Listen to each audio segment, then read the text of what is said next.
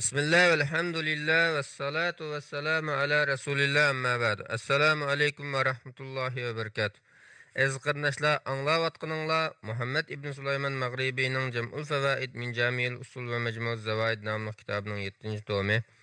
Biz bugün okuyduğumuz edep, ahlak ve kaide usullar bölümünden salamlaşış, kol elişiş, kolunu söyüş ve kirgellerge ornunuzun turuş qatarlıq edep kaidelerge alakadar sahih hadisler.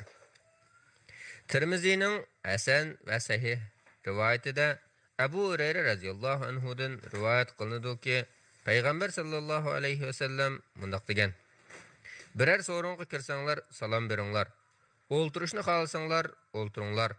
O'rninglardan turib qaytmoqchi bo'lganda yana qayt salam berib qaytinglar.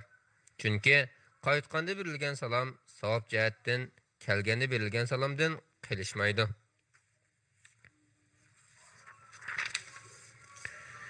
Tirmizining sahih rivoyatida Kalada ibn Ambal mundaq deydi: Safvan ibn Umayya mendan Payg'ambar sallallohu alayhi vasallamga süt, o'g'iz suti ve tarhamak evetti.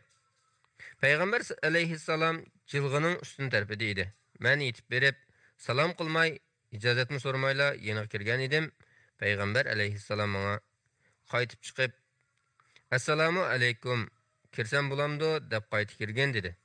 Bu Safvan musulmon bo'lgandan keyingi chaq edi. Abu Davudning sahih rivoyatida Abu Hurayra radhiyallohu anhuning mundaq deganligi rivoyat qilinadi. Biringlar qarindishi uchrasa, uning salom qilsin. Ularning o'ttirini birer daraxt yoki tam va yoki tosh ayirib o'tgandan keyin qayt uchrashgan bo'lsa, uningga yana salom qilsin. Tirmizining Hasan rivoyatida Jabir radhiyallohu anhudan rivoyat qilinadi-ki, Payg'ambar sallallohu alayhi vasallam uningga so'zning bashi salomdir degan. İmam Buxariyning rivoyatida Anas ibn Malik radhiyallohu anhu kichik bolalarning yenidan o'tib ketib, ularga salom qildi va Payg'ambar sallallohu alayhi vasallam shunday qiladi dedi. Abu Davudning sahih rivoyatida Yazidning qizi Asma radhiyallohu anhumadan mundaq rivoyat qilinadi. Biz ayollar bilan birga o'tirganimizda Payg'ambar sallallohu alayhi vasallam o'tib ketib, bizga salom qildi. İmam Malik'nin rivayetinde Ubey ibn Ka'b radhiyallahu anhu'nun oğlu Tufayl'den mundaq rivoyat qilinadi. Abdullah ibn Ömer radhiyallohu anhu'manın qışıq baratdim. İkkimiz birga bozorga chiqatdik. Ibn Ömer bozordagi mayli ushshaq-tushshak narsalarni sotadigan kishi bo'lsin yoki divan soil bo'lsin, ish qilib, qandaqli bir kishining qishida o'ssila, uning salom qiladi. Bir kuni uning qishig barsam, yana birga bozorga berishni aytdi. Men, sen ya so'zset qilmasang, ya mal bahasını sormasang, baha talashmasang, yoki bozorda so'rin tuzib o'ltirganlarga daxil bo'lmasang, bozorga chiqib nima qilasan? Bekardan bekarga bozorga berib yurmay, öydül o'ltirib paranglashmaylimi degan edim. U, qo'rqo'saq, biz bozorga oldimizga ushirgan odamga salom qilish uchun boramiz, dedi. Abu Davudning sahih rivoyatida Hasan ibn Ali radhiyallohu anhu'dan rivoyat qilinadi-ki, Payg'ambar sallallohu alayhi vasallam mundaq degan: Yo'lda ketayotgan bir to'p kishidan faqat birila yo'l bo'yida o'ltirganlarga salom qilsa, o'ltirganlardanmi faqat birila kishi ularga salom qaytarsa, hammaylanga kifoya qiladi. İmanning hisoblari babida Imom Buxoriy tonilgan hamma kishiga salom berish imonning hisoblari qatoridandir degan hadisni rivoyat qilgan.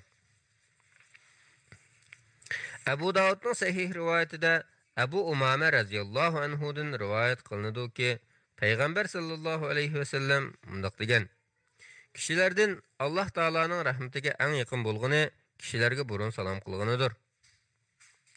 Imom Buxoriyning rivoyatida Abu Hurayra radhiyallohu anhu rivoyat qiladi-ki, Payg'ambar sallallohu alayhi vasallam mundaq degan: Uloqliq ketayotgan kishi piyoda kishiga, piyoda minayotgan kishi o'ltirgan kishiga, oz sonliq ko'p sonliqqa salom beradi.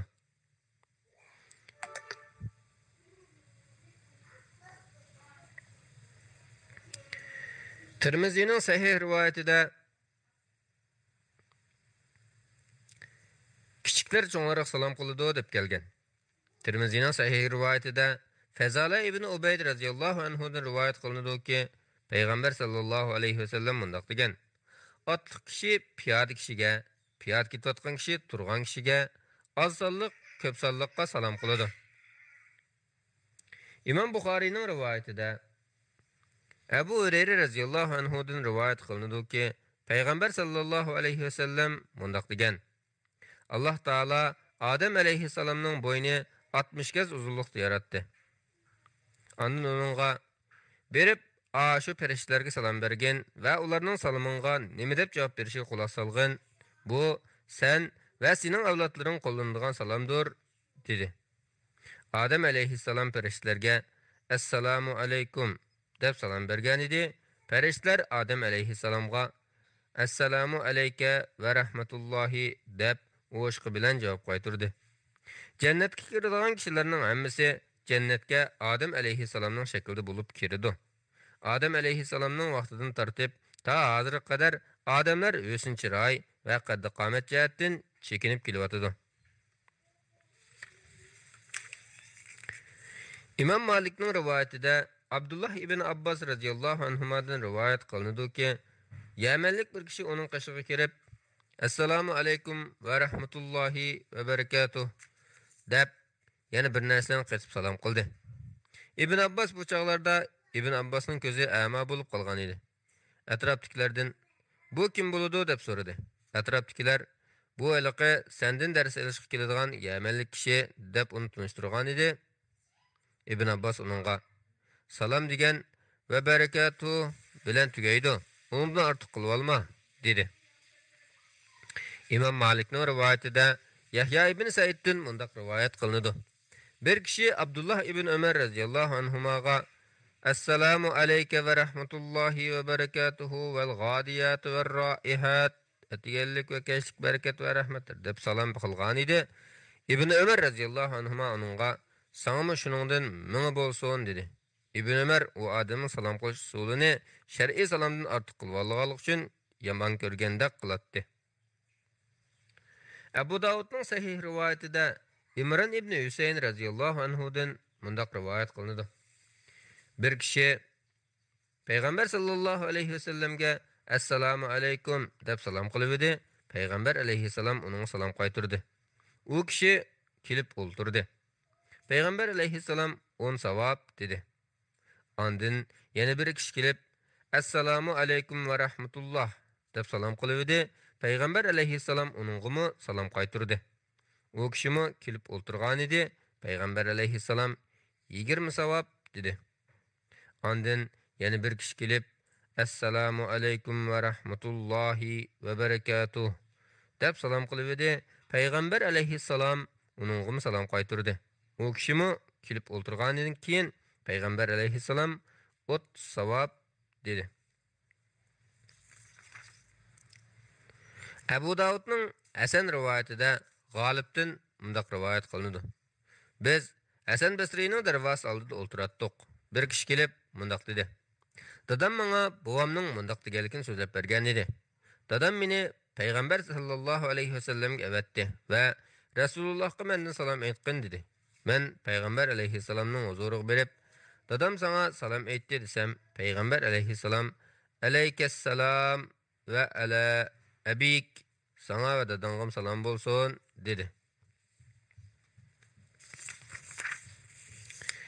Abu Davudning sahih rivoyatida Abu Juray Jabir ibn Sulaym radhiyallohu anhuning mundaq deganligi rivoyat qilinadi.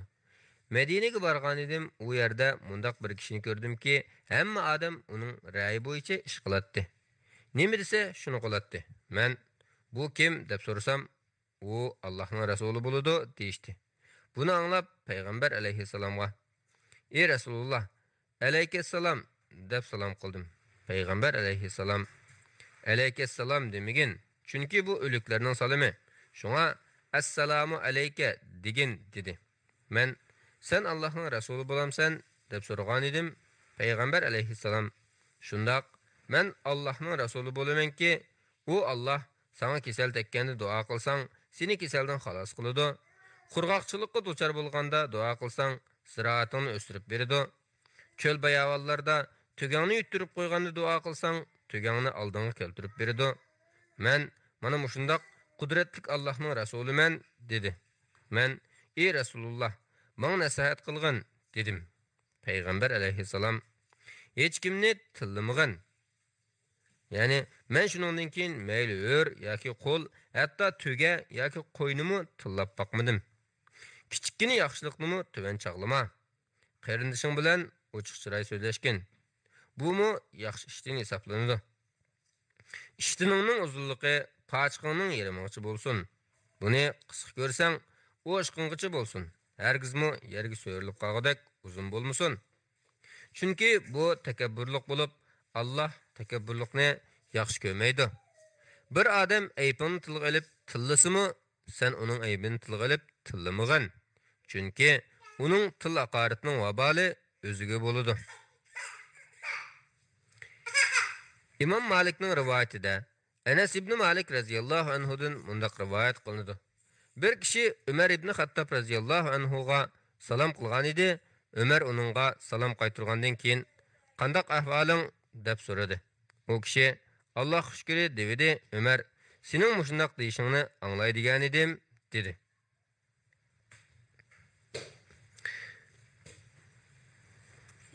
İmam Buxariyning rivayetida Enes radıyallahu anhu'dan mundaq rivayet qılındı. Peygamber sallallahu aleyhi ve sellem birer söz qılsa, tushunishlik bo'lsin uchun sözünü 3 qatim takrorlaydi. Kishilarning qishig'i kelib salom bersimi, ham shundaq qiladi.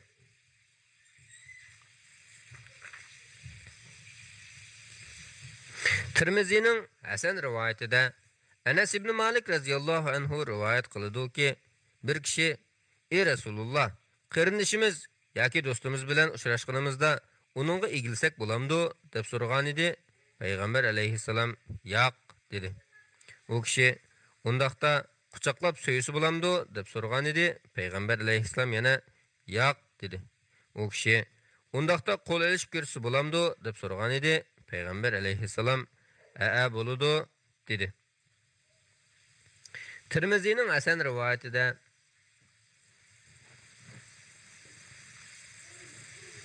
Amr ibn Şuayb tadsarqliq bo'lsa Abdullah ibn Amr ibn As radhiyallohu anhumadan rivoyat qiladi-ki, Rasululloh sallallohu alayhi vasallam mundaq degan: "Bizdan boshqalarga o'xshab olganlar bizdan emas.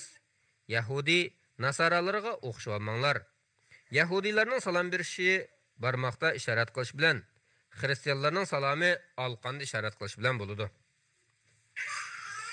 İmam Buxariyning rivoyatida Abdullah ibn Ömer radhiyallohu anhumadan rivoyat qilinadi-ki, Payg'ambar sallallohu alayhi va sallam mundaq degan: "Yahudilar sizlarga assalomu alaykum, sizlarga o'lim bo'lsin deb salom qiladi. Shunday qilganda ularga va alayka, salom bo'lsin denglar."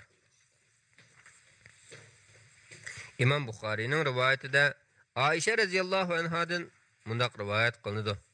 Bir to'p Yahudi Payg'ambar sallallohu alayhi va sallamning oldiga kelib, "Assalomu alaykum, sizlarga o'lim tilayman" dedi.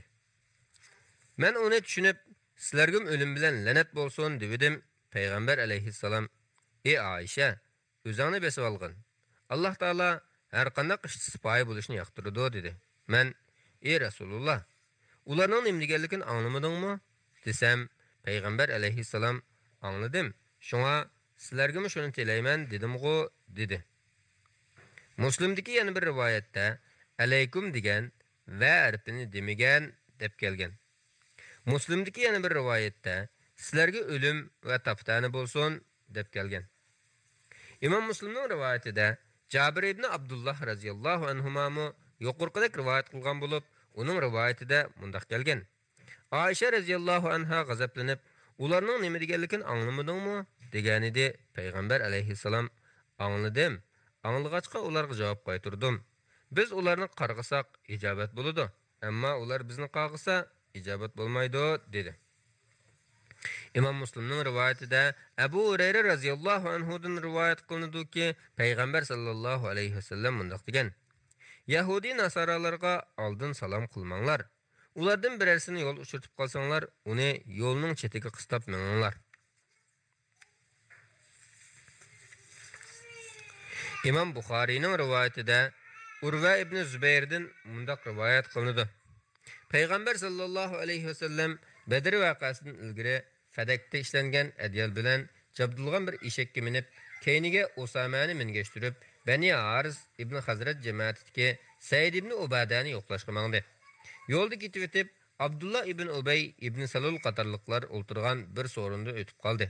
Bu Abdullah ibn Ubay musulmon bo'lishdan ilgirki chog' edi. U so'rinda musulmonlar, butga ibodat qiladigan mushriklar va yahudiylardan iborat turli kishilar bor bo'lib, Abdullah ibn Ravahamu shu yerda edi. Eshakning tuyqidan chiqqan chang to'zan ularning usti beshiga to'zib ketgan edi.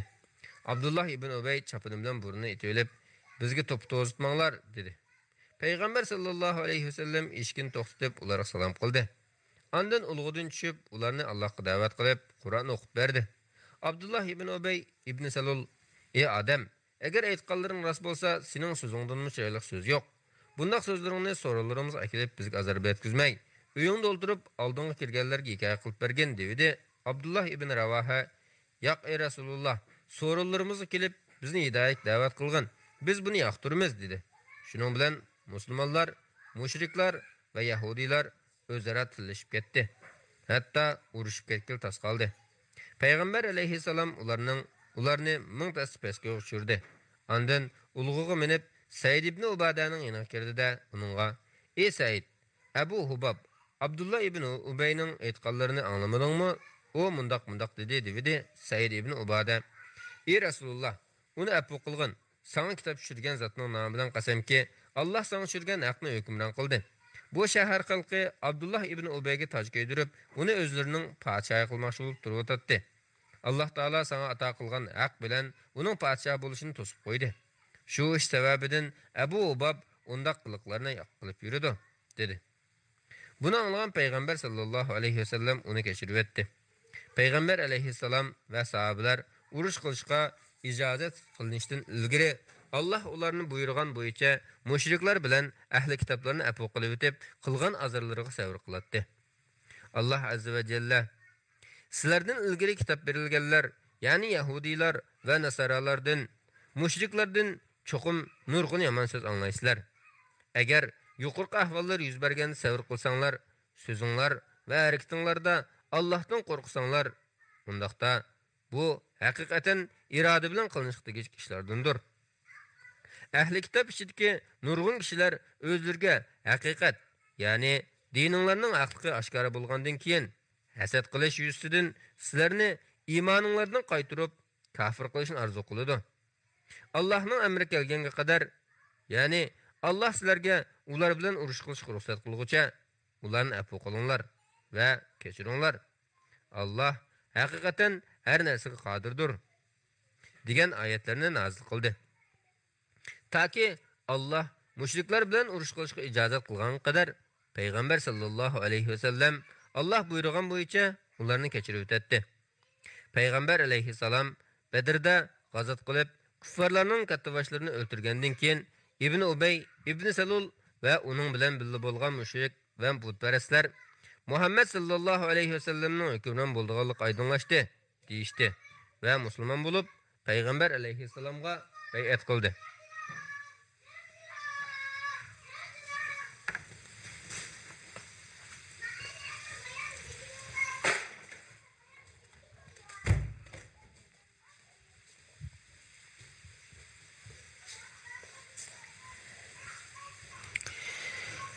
Abu Davudning sahih rivoyatida Muhajir ibn Qunfuz radhiyallohu anhudan mundaq rivoyat qildi. Payg'ambar sallallohu alayhi vasallamning qishig'i barsam, u kichik tarat qilayotgan ekan. Salom bergan edim, tahorat edib bo'lgandan keyin salomimni qaytirdi. Ondan o'zri aytib, "Men tahoratsiz holda Allohni zikr qilishni yoqtirmadim" dedi.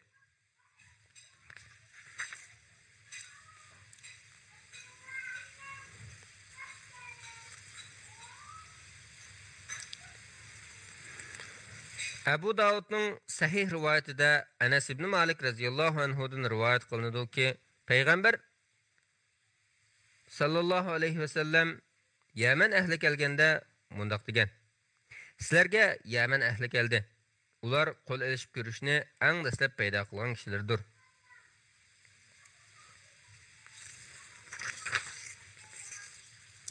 Abu Davudning sahih rivoyatida Bara radhiyallohu anhudan rivoyat qilinadiki, payg'ambar sallallohu alayhi vasallam mundaq degan: ikki musulmon uchrashgan vaqtda qo'l elishib ko'rishsa, bir-biridan ayrilib ketkicha ularga mag'firat qilinadi. İmam Malikning rivoyatida Ato ibn Abu Muslim Abdullah Xurasoniydan rivoyat qilinadiki, payg'ambar sallallohu alayhi vasallam mundaq degan: qo'l elishib ko'rishinglar, adovat ketadi. Bir-biringlarga sovg'at beringlar. Shundaq qilsanglar, bir-biringlarni yaxshi ko'rishsizlar. Aranglardagi adovat yo'qoladi.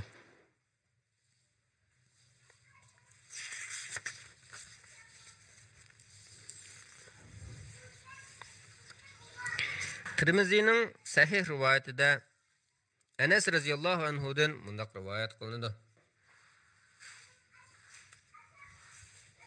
Sahabalarning payg'ambar sallallohu alayhi vasallamdan suyumli kishisi yo'q edi. Lekin ular payg'ambar alayhissalomning yomon ko'rdiganligini bilgachga, uni ko'rganda o'rinlaridan turmaydi.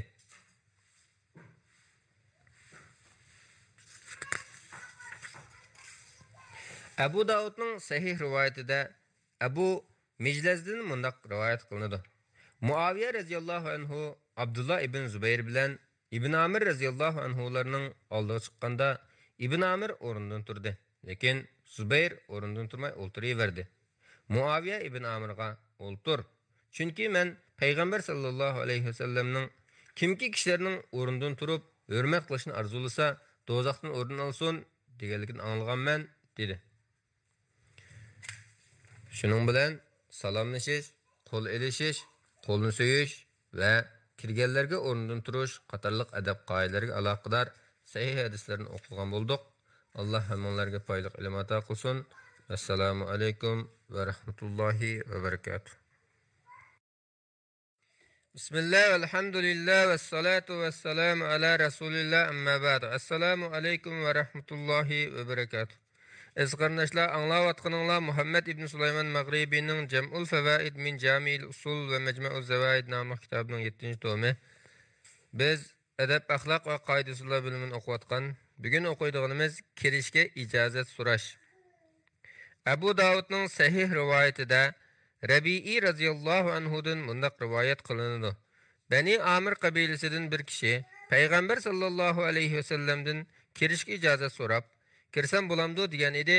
Payg'ambar alayhissalom xizmatchisiga sen chiqib ma'vu odamga ijozat so'rash qoidasini o'rgatib qo'ygan. U assalomu alaykum, kirsam bo'lamdi desin dedi. Xizmatchi chiqib o'rgatib qo'ygandan keyin u kishi assalomu alaykum, kirsam bo'lamdi degan edi. Payg'ambar alayhissalom uning kirishiga ijozat qildi. U shundilik kirdi.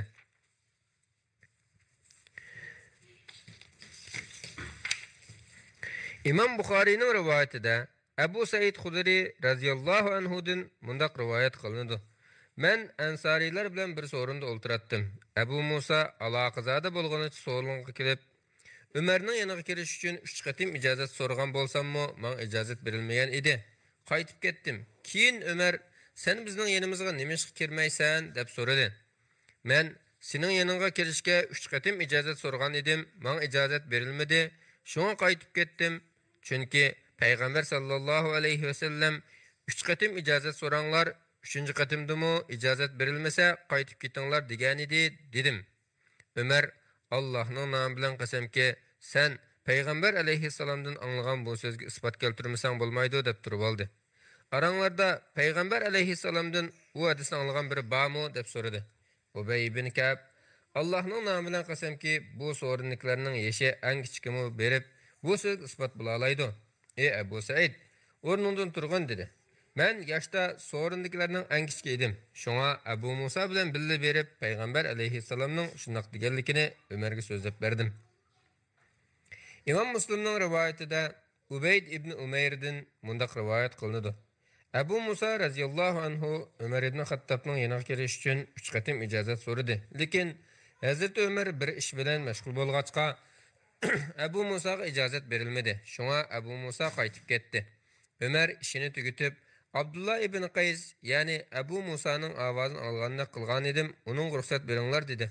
Qarovullar Abu Musani tepib, Hazrat Umarning qashiq ilib kirdi. Uning saqlamay ketib qolganligini uqqan Ömer radhiyallohu anhu "Nemish qaytib ketding?" deb so'ragan edi. Abu Musa Payg'ambar alayhissalom bizni ijozat berilmaganda qaytib ketishga buyurgan edi dedi. Ömer "Mushu so'zingga isbot keltir, bo'lmasa undoq qilaman, mundoq qilaman" dedi. Abu Musa Ansariylarning so'rovlariga berib surishti qilgan edi. Ular buningga yoshda eng kichkimizmi guvohlik bera oladi dedi. Shuning bilan Abu Said o'rnidan turib Abu Musa bilan birga Umar radhiyallohu anhuning oldiga bordi va biz shunday qilishga buyurilatdik dedi. Buni anglagan Umar "Men bozorda ilm setim qilaman" deb Payg'ambar sallallohu alayhi vasallamning bu so'zidan mahrum qolibdiman dedi. İmam Müslim'deki yana bir rivoyatda mundaq kelgan. Abu Musa radhiyallohu anhu Ömerning ishkiga berib ijozat so'ragan edi. Ömer "Bu birinchisi" dedi. Ikkinchi qatim ijozat so'ragan edi. Ömer "Bu ikkinchisi" dedi. Uchinchi qatim ijozat so'ragan edi. Ömer "Bu uchinchisi" dedi. Undan keyin Abu Musa qaytib mandi. Ömer radhiyallohu anhu uning orqasidan berib, "Buni, ya'ni 3 qatimda ijozat berilmasa qaytib ketishni Payg'ambar sallallohu alayhi vasallamdan o'rganib olgan bo'lsang qo'yib beraman. Agar undaq bo'lmasa, seni boshqalarga ibrat qilaman" dedi. Shuning bilan Abu Musa bizning qishimizga kelib, "Sizlar Payg'ambar sallallohu alayhi vasallamning bir yerga kirish uchun 3 qatim ijozat so'ranglar deganligini bilmamsizlar" deb so'radi. Hammaylar kulib ketdi. Men so'rindikilarga musulmon qarindishinglar qo'rqib oldinglarga kelsa, sizlar kulyapsizlar-ku. "Ey Abu Musa, yur, men bu jazoga sherik bo'lay" deganimcha uning bilan birga bordim. Abu Musa Ömerga "Mana bu Abu Said, u men guvoh bo'ladi" dedi. İmam Müslimning Sahih Müslimdagi yana bir rivoyatida mundaq kelgan. Abu Musa radhiyallohu anhu "Assalomu alaykum, men Abdullah ibn Qays bo'laman" dedi. Uning ijozat berilgandan keyin u qayta "Assalomu alaykum, men Abu Musa bo'laman" dedi. Yana ijozat berilmagan edi. U "Assalomu alaykum, men Ash'ari bo'laman" dedi. Yana ijozat berilmagan edi, qaytib ketdi. Umar uni chaqirib kelinglar dedi. Abu Musa kelgandan keyin "Ey Abu Musa, nima uchun qaytib ketding? Biz jiddiy bir ish bilan aldirash edik" dedi. Abu Musa "Men Payg'ambar sallallohu alayhi vasallamning bir yerga kirish uchun 3 qatimgacha ijozat so'ranglar. Ijozat berilsa kiringlar, bo'lmasa qaytib ketinglar deganligini anglaganman" dedi. Umar "Ey Abu Musa, nima da'vatsan? Bu so'zing guvohchi keltir, bo'lmasa seni undoq qilaman, mundoq qilaman" dedi. Abu Musa qaytib ketdi. Umar "U isbot topolsa, kechda munbarning qishib turganligini ko'rsalar. Topolmasa u yerda turmaydi" dedi. Kech kirganda Abu Musa munbarning yanida turadi. Umar "Ey Abu Musa, bir narsa demoqchimisan, guvoh topa oldingmi?" deb so'radi. U "Ha, Ubay ibn Kaf guvohlik bermoqchi" dedi. Umar "U guvohlik qabul qilingan durust kishi. Ey Abu Tufayl, Ubay demoqchi. Bu nima deydi?" dedi. Ubay "U o'zining Payg'ambar sallallohu alayhi vasallamdan shundoq anglaganligini aytibdi. Ey Ibn Xattob, Payg'ambar sallallohu alayhi vasallamning sahobidan undoq qiynamagan" dedi. Umar "Subhanalloh, men faqat bu so'zni aniqlab bakmoqchi bo'lgan edim" dedi. Abu Davudning sanadi sahih rivoyatida undoq kelgan. Umar Abu Musaga "Men seni yolg'onchi demoqchi emas, lekin bu so'zni aniqlamaydigan bo'lsak, boshqalarning Payg'ambar sallallohu alayhi vasallam demagan so'zlarni degan so'zlarga aralashtiruvchidan ansirayman" dedi.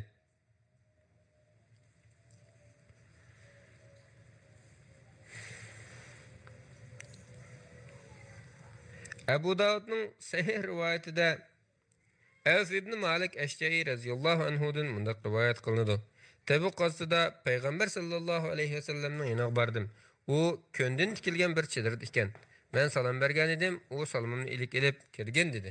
Chidir kichik edi. Shunga men "Ey Rasululloh, butun badanim bilan kiraymi?" deb so'ragan edim. Payg'ambar sallallohu alayhi vasallam "Shundaq, butun kirgin" dedi. Men kirdim.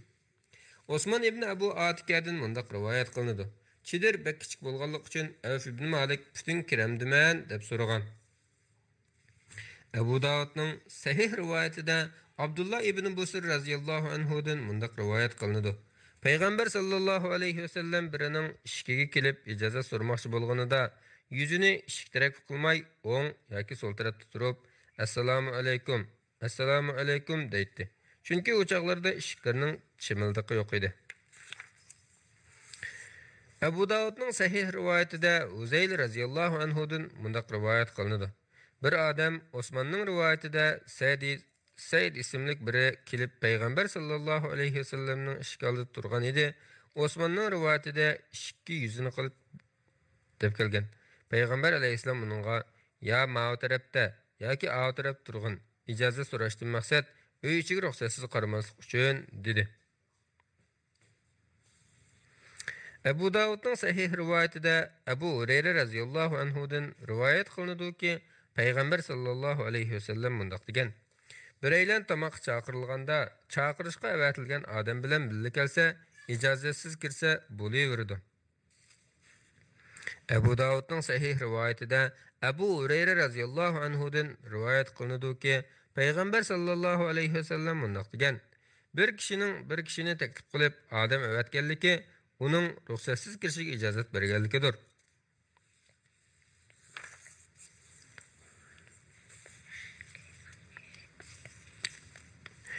İmam Müslimning rivoyatida Abdullah ibn Mas'ud radhiyallohu anhudan mundaq rivoyat qilinadi.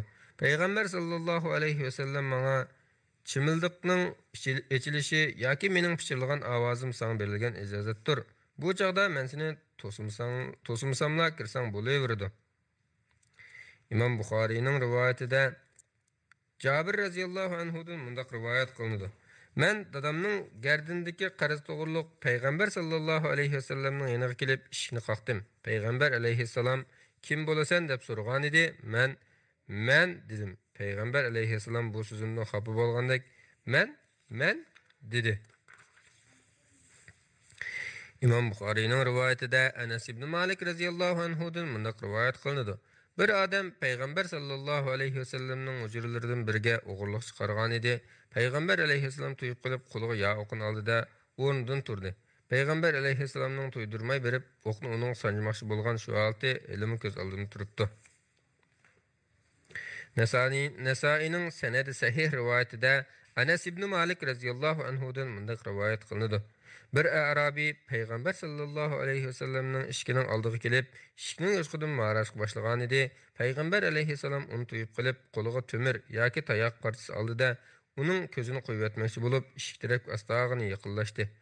Arabiy payg'ambar alayhissalomning kelayotganligini ko'rib, orqaga oldi. Payg'ambar alayhissalom chiqib uningga: "Agar bu yerda turib ma'ra bergan bo'lsang, ko'zingni qo'yib o'tgan bo'lardim" dedi. İmam Müslimning rivoyatida Abu Hurayra radhiyallohu anhudan rivoyat qilinadiki, payg'ambar sallallohu alayhi vasallam undaq degan: "Kimki boshqalarning uyiga o'g'irlikchi marisa, uning ko'zini qo'yib o'tish uy egillariga halol bo'ladi." Abu Davudning sahih rivoyatida Abu Hurayra radhiyallohu anhudan rivoyat qilinadiki, payg'ambar sallallohu alayhi vasallam undaq degan: "Kimki boshqalarning uyiga o'g'irlikchi marab uy egillari tarafidan ko'zi qo'yib o'tilgan bo'lsa, uningga to'lam to'lanmaydi."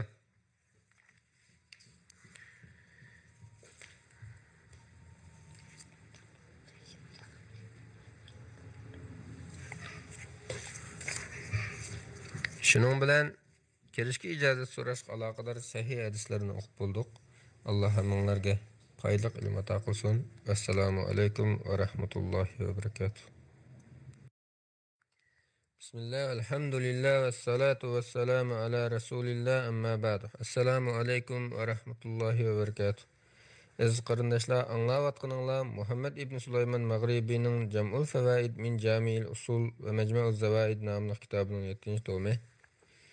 Bugun o'qiydiganimiz tush ko'rish, asnash, so'rinning adab qoidalari, uxlash va o'ltirish odatlariga aloqador sahih hadislar.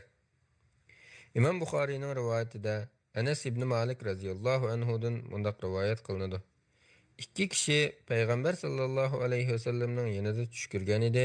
Payg'ambar alayhissalom biriga tashmit, yarhamukalloh aytib, yana biriga aytmadi. Buning sababi so'ralgan edi. Bu Allah hamd etdi, lekin u hamd etmedi dedi. İmam Malikning rivoyatida Abdullah dadasi Abu Bakr radhiyallohu anhuning mundaq deganligini rivoyat qiladi. Bir kim bir qatim tush ko'rsa, tashmit aytsan. Yana bir qatim tush ko'rsa, yana tashmit aytsan. Yana bir qatim tush ko'rsa, yana tashmit aytsan. 4-nji qatim tüşkürse, sen zukamdap qapsan deysen. Abdullah yana mundaq deydi. Dadamning sen zukamdap qapsan degan bu so'zni 3-nji yoki 4-nji qatimda deganligi esimdan chiqib qapti. İmam Müslimning rivoyatida Iyaz dadasi Salama ibn Akva radhiyallohu anhudan rivoyat qiladi-ki, u Payg'ambar sallallohu alayhi vasallamning qishidagi bir kishi bir qatim tushkirganda Payg'ambar alayhi salomning yarhamukalloh deganligini, yana bir qatim tushkirganda bu odam zukam bo'lib qapti deganligini anglagan. İmam Buxoriyning rivoyatida Abu Hurayra radhiyallohu anhudan rivoyat qilinadi-ki, Payg'ambar alayhissalom mundaq degan: Allah tushkurukni yoqtiradi, asnakni yomon ko'radi. Bir kishi tushkurib, alhamdulillah, barliq hamd sana Allohga xosdir desa, buni anglagan har bir musulmonning yarhamukalloh, Allah sana rahmat qilsin deyishi vojib bo'ladi. Asnak shaytondan bo'lib, namozda kelgan asnakni mumkin qadar to'sish kerak. Kishi namozda "Ha" deb esnese, şeytan onun esnikiga qarab kuludi. Tirmiziyning Hasan va Sahih rivoyatida Abu Hurayra radhiyallohu anhudan rivoyat qilinadi-ki, Payg'ambar sallallohu alayhi vasallam mundaq degan: "Shukrik Allohdan, esnak shaytondandir. Kimki esnab qolsa, qo'lini og'ziga qo'yib olsin. Agar u "Ha" deb esnese, şeytan uningga qarab teliqib kulib ketadi. Allah tushkurukni yoqtiradi, asnakni yomon ko'radi. Kimki asnab qolsa, qo'lini og'ziga qo'yib olsin. Agar u "Ha" deb esnese, shayton uningga qarab teliqib kulib ketadi.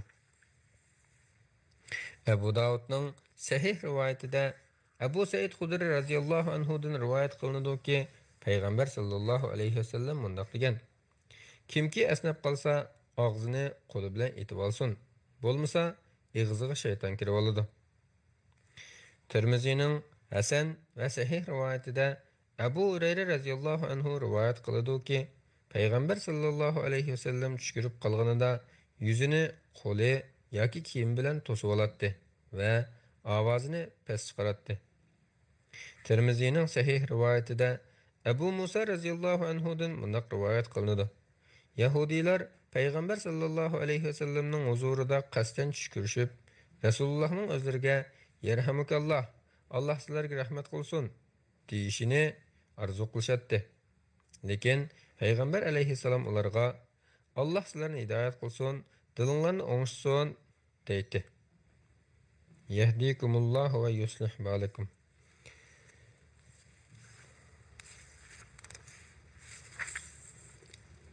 Abu Davudning Hasan rivoyatida Qayla binti Mahrama radhiyallohu anha Payg'ambar sallallohu alayhi vasallamning ikki tizini quchoqlab o'ltirganligini ko'rgan va Payg'ambar alayhissalomning undaq kichik fe'illik bilan o'ltirganini ko'rib turib, Payg'ambar alayhissalomning hayvatidan meni surbesib lag'laq titrab ketgan edim degan.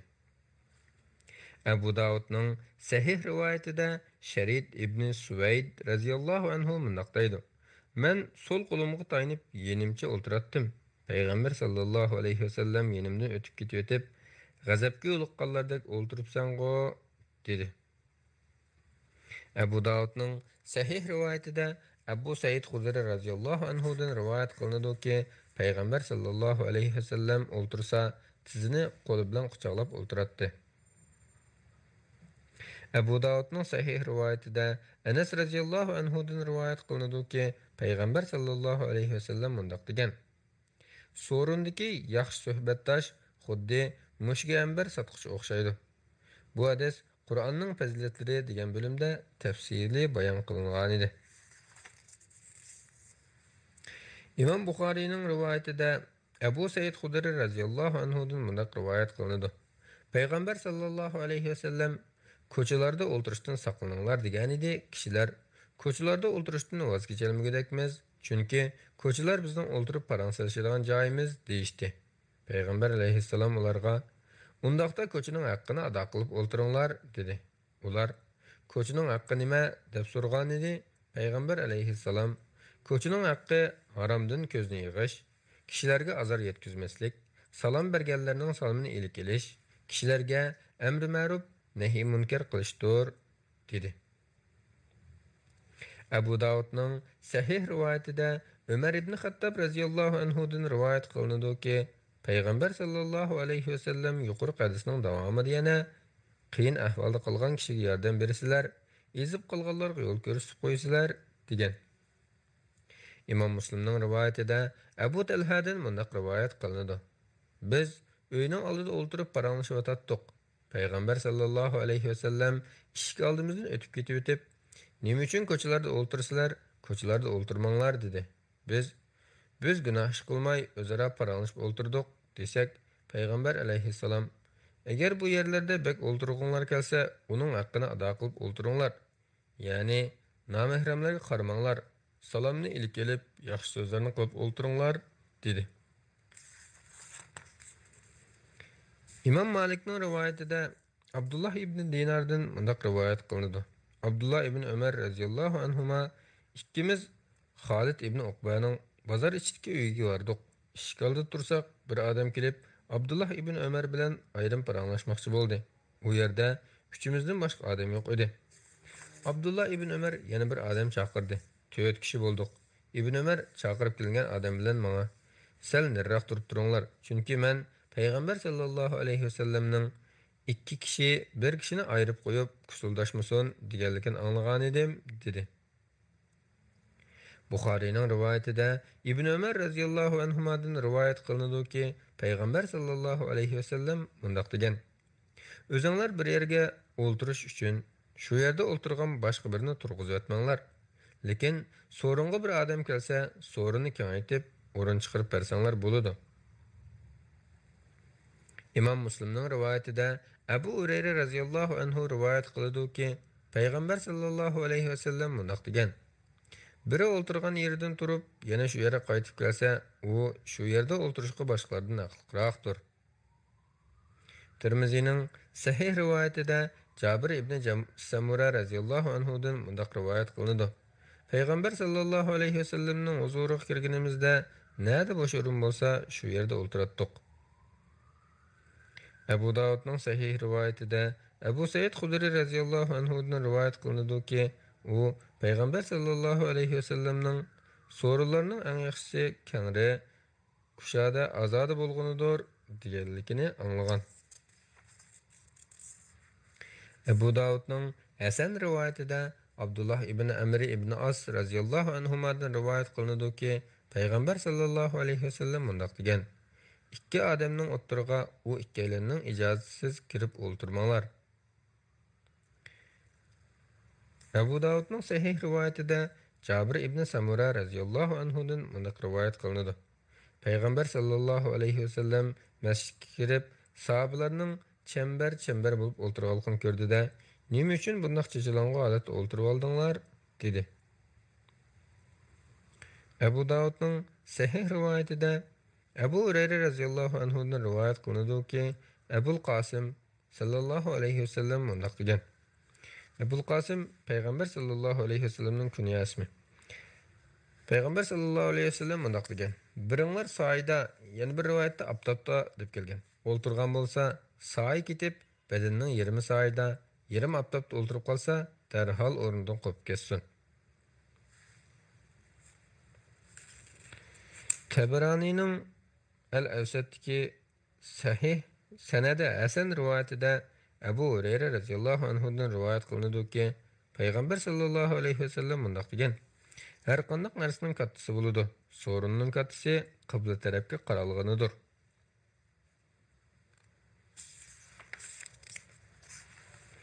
Ibn Majahning sahih rivayetida Abu Zar radıyallahu anhu'dan mundaq rivayet kılındı: "Men dumyat atdim. Peygamber sallallahu aleyhi ve sellem qaşımda o'tib ketib, dumyat qilimni ko'rib qoldi-da, puti bilan turtib turib, "Ey Junayd, deb bu do'zax ahlining yetishidir" dedi.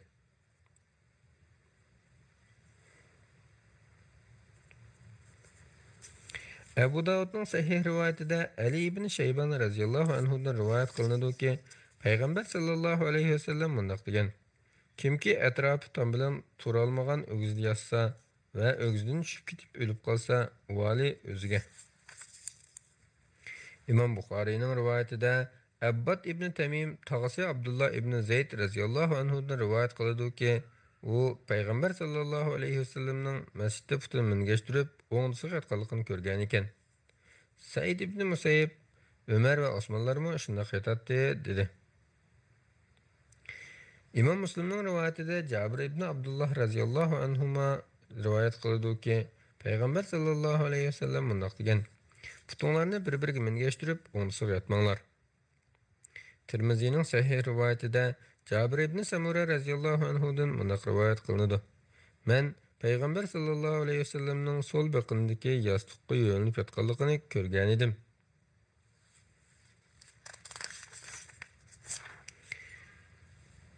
Allohning tavfiqi bilan tush ko'rish, asnash, so'rinning adab qoidalari, uxlash va o'ltirish odatlariga aloqador sahih hadislarni o'qib bo'lgan bo'ldik.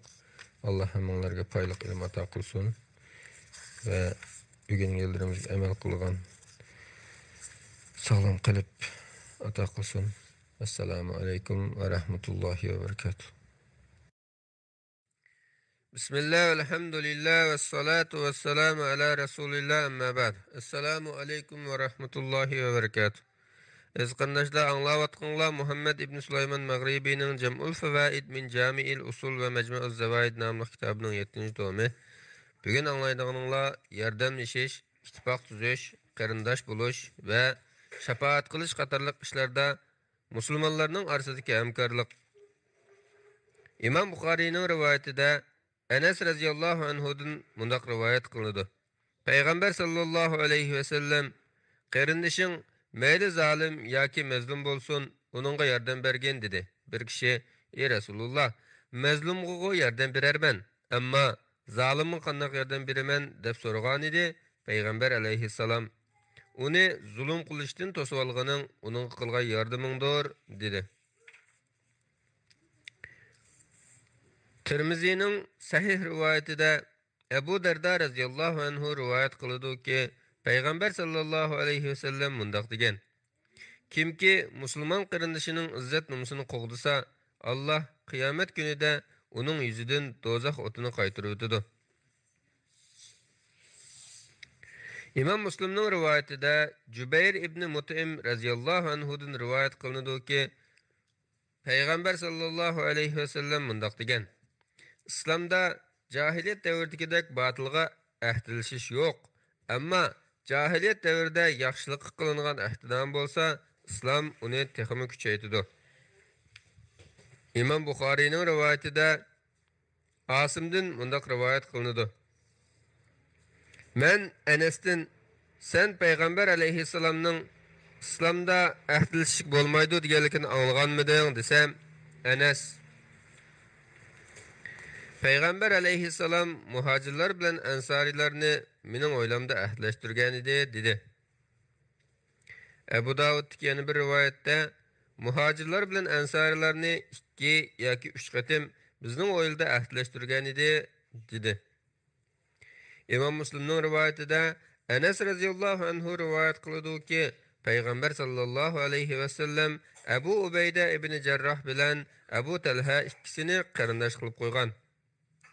İmam Buxoriyning rivoyatida Abu Musa Ash'ari radhiyallohu anhu rivoyat qiladi-ki, biror kishi Payg'ambar alayhissalomning huzuriga bir narsa so'rab kelsa yoki biror hojatman kelib qolsa, shafaat qilinglar. Shunday qilsanglar savob topsizlar. Allah payg'ambarining tili orqali xolig'ini hukm qilaverdi deydi.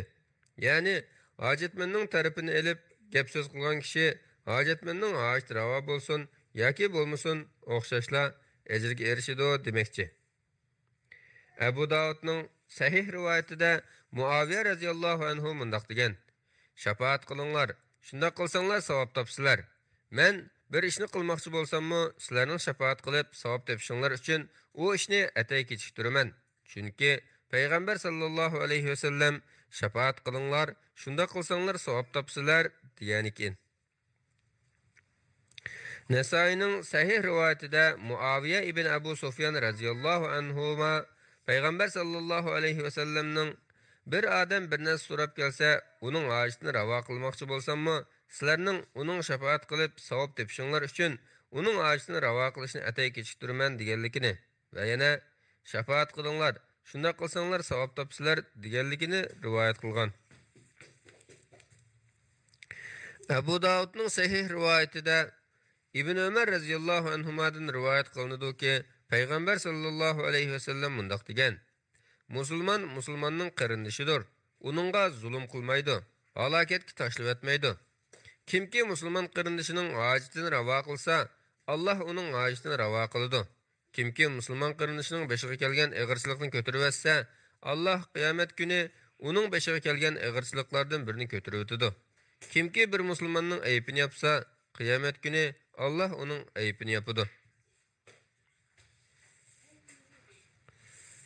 İmam Müslim'nin rivayetinde Ebu Hureyre radhiyallohu anhudan rivoyat qilinadiki, payg'ambar sallallohu alayhi vasallam mundaq degan: Kimki musulmon qarindishining beshiga kelgan ig'irchilikni ko'tarib etsa, Alloh taolo qiyomat kuni uning beshiga kelgan ig'irchilikdan birini ko'tarib o'tadi. Kimki birining qiyinchilikni osonlashtirib bersa, Alloh taolo dunyo va oxiratda uning ishlarini qulaylashtirib beradi. Kimki bir musulmonning aybini yapsa, Alloh taolo dunyo va oxiratda uning aybini yapadi. Kimki musulmon qarindishining hojatini ravo qilsa, Alloh uning hojatini ravo qiladi. İmam Buxoriyning rivoyatida Abu Musa radhiyallohu anhudan mundaq rivoyat qilinadi. Payg'ambar sallallohu alayhi vasallam haqiqatan müminlar xuddi kesaklari bir-biriga kirishtirib qo'yilgan binoga o'xshaydi deb muborak barmoqlarini bir-biriga giralashtirdi. Nasoiyning sahih rivoyatida Abu Hurayra radhiyallohu anhudan rivoyat qilinadiki, payg'ambar sallallohu alayhi vasallam mundaq degan: Müminning müminda mundaq 6 turlik haqqi bor. Og'rib qolsa yo'qlaydi. Vafot bo'lsa namozga qatnashidi. Uyiga chaqirsa boradi. Kuchirsa salom qiladi. Tush ko'rsa tashmit aytadi. Ya'ni yarhamukalloh deydi. Mayli u bor yoki yo'q bo'lsin, hamisha samimiy muomala qiladi. Tirmiziyning sahih rivoyatida Abu Zar radhiyallohu anhudan rivoyat qilinadiki, payg'ambar sallallohu alayhi vasallam mundaq degan: Qarindishinglarga kichikkina bo'lsa-mu yaxshilikni oz ko'rmanglar. Yaxshilik qilolmasanglarmi uchrashganda ochiq chiroy bo'linglar.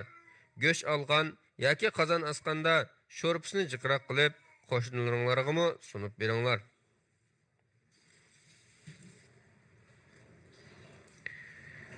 Tabaranining Al-Awsatdagi sanadi yaxshi rivoyatida İbn Abbas radhiyallohu anhudan rivoyat qilinadiki, payg'ambar sallallohu alayhi vasallam mundaq degan: Kimki qarindishining hojatini ravo qilish uchun yo'l mangsa, bu uning uchun 10 yil itikobda o'ltirgandan afzaldir. Kimki Alloh rizoligini tilab bir kun itikobda o'ltirsa, Alloh uning bilan do'zaxning orasiga 3 xandak to'saq qiladi. Har bir xandakning kengligi mashriq bilan mag'ribning oraliqidek keladi. İmam Müslim'nin rivayetinde Ebu Hureyre radhiyallohu anhudan rivoyat qilinadiki, payg'ambar sallallohu alayhi vasallam mundaq degan: Kimki kishilarni to'g'ri yo'lga chaqirsa, u kishiga shu to'g'ri yo'lga ergashganlarning savobidek savob bo'ladi. Lekin ergashganlarning savobi hech kamaytirilmaydi. Kimki ozg'unlikqa chaqirsa, uningga ozg'un yo'lga ergashganlarning gunohidek gunoh bo'ladi ve ergashkilarning gunohidan hech nima kamaytirilmaydi. Alloh hammalarga foydali ilm ato qilsin va shu foydali ilmga amal qilishga muvaffaq qilsin. Assalomu alaykum va rahmatullohi va barakatuh. Bismillah velhamdülillah ve salatu ve selamu ala Resulillah amma ba'd. Assalamu alaykum va rahmatullohi va barakatuh. Aziz qarindoshlar, anglayotganinglar Muhammad ibn Sulaymon Mag'ribiyning Jam'ul Fawaid min Jamil Usul va Majmu' Zawaid nomli kitobining 7-tomi. Hozir o'qiydiganimiz do'stlashish, sir saqlash, yarashtirib qo'yish, bir-birini hurmatlash, esil axloqli bo'lish, hayo qilish qatorliq adab axloqlar. İmam Müslimning rivoyatida Nu'man ibn Bashir radhiyallohu anhu rivoyat qiladi-ki, payg'ambar sallallohu alayhi vasallam mundaq degan: Müminler birbirini yaxshi ko'rish, bir-biriga mehr-muhabbat yetkazish va yestashlik qilishda xuddi bir butun badanga o'xshaydi-ki, badanning bir a'zosi og'rib qolsa, boshqa butun a'zolar bearam bo'lib, uyqusiz qoladi.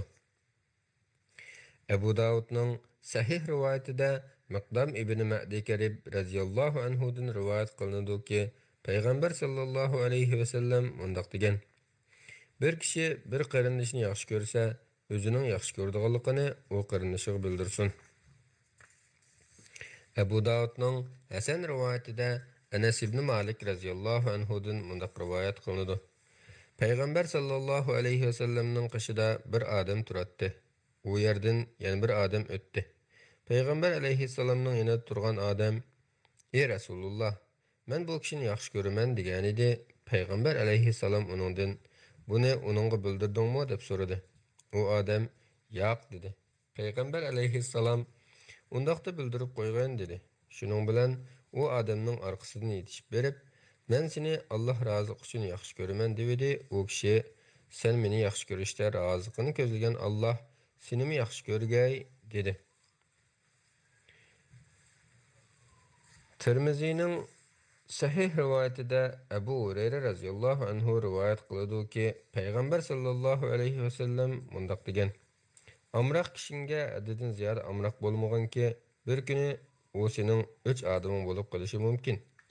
3 odamingmi haddidan ziyod 3 bo'lmaganki, bir kuni u amroq odaming bo'lib qolishi mumkin." Imom Muslimning rivoyatida Abu Hurayra radhiyallohu anhu rivoyat qiladi-ki, payg'ambar sallallohu alayhi vasallam mundaq degan: Alloh taolo qiyomat kuni mundaq deydi: "Mening roziqimni ko'zlab bir-birini yaxshi ko'rishganlar qani? Mana mening soyamdan boshqa soya yo'q kunda ularni o'z soyam ostida olaman." Tirmizining sahih rivoyatida Muaz ibn Jabal radhiyallohu anhudan rivoyat qilinadi-ki, u payg'ambar sallallohu alayhi vasallamning mundaq deganligini anglagan: Qiyomat kuni Alloh taolo mundaq deydi: "Mening roziqimni ko'zlab bir-birini yaxshi ko'rishganlar qani? Ularga nurdan munbarlar bor. Ularga berilgan martabani payg'ambarlarmi, shahidlarmi arzu qilib ketadi." Imom Malikning rivoyatida Abu Idris Havlanidan mundaq rivoyat qilinadi: Damashq jamasiga kirsam, jamoat tishlari oppoq porqab turgan bir yigitning atrofiga o'g'lishyapti. Biror masala ixtiloflashib qolsa, shu yigitdan so'rashar ekan va u nima desa ma'qul bo'ladi ekan. Men u yigitning kimligini surishti qildim. Bu Muaz ibn Jabal deyildi. Ertasi tushda jamoaga baldirroq bordim. U mendan burun berib namoz o'qib turibdi. Namozni o'qib bo'lguncha kutib turib, oldi tarafidan kelib salom berdim. Ondan Allohning nomi bilan qasamki, men seni yaxshi ko'raman dedim. U Allohning nomi bilan qasammi deb so'radi. Men Allohning nomi bilan qasam dedim. U yana Allohning nomi bilan qasammi dedi. Menmi Allohning nomi bilan qasam dedim. Uchinchi qatim Allohning nomi bilan qasammi deb so'radi. Men ha Allohning nomi bilan dedim. Ondan u to'nimning beshini tutib tortib turib mundaq dedi: "Sana xush bisharat. Chunki men payg'ambar sallallohu alayhi vasallamning qiyomat kuni Alloh taolo mening roziqimni ko'zlab bir-birini yaxshi ko'rganlarga, mening roziqimni ko'zlab birga o'ltirganlarga, mening roziqimni ko'zlab bir-birini ziyorat qilganlarga, mening roziqimni ko'zlab bir-biriga pul xarjlaganlarga muhabbatim vojib bo'ldi" deydi deganligini anglagan edim.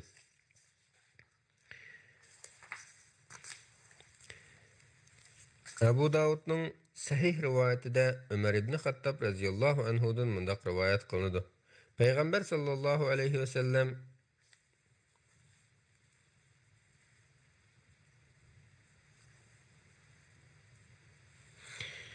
Payg'ambar sallallohu alayhi vasallam Allohning bandalaridan shunday kishilar borki, ular payg'ambarlarmi emas, shahidlarmi emas, lekin payg'ambarlarmi, shahidlarmi Alloh taolo ularga ato qilgan martabani arzu qilishdi dedi. Sahobalar: "Ey Rasululloh, ularning kimligini aytib bersang" degan edi payg'ambar alayhissalom.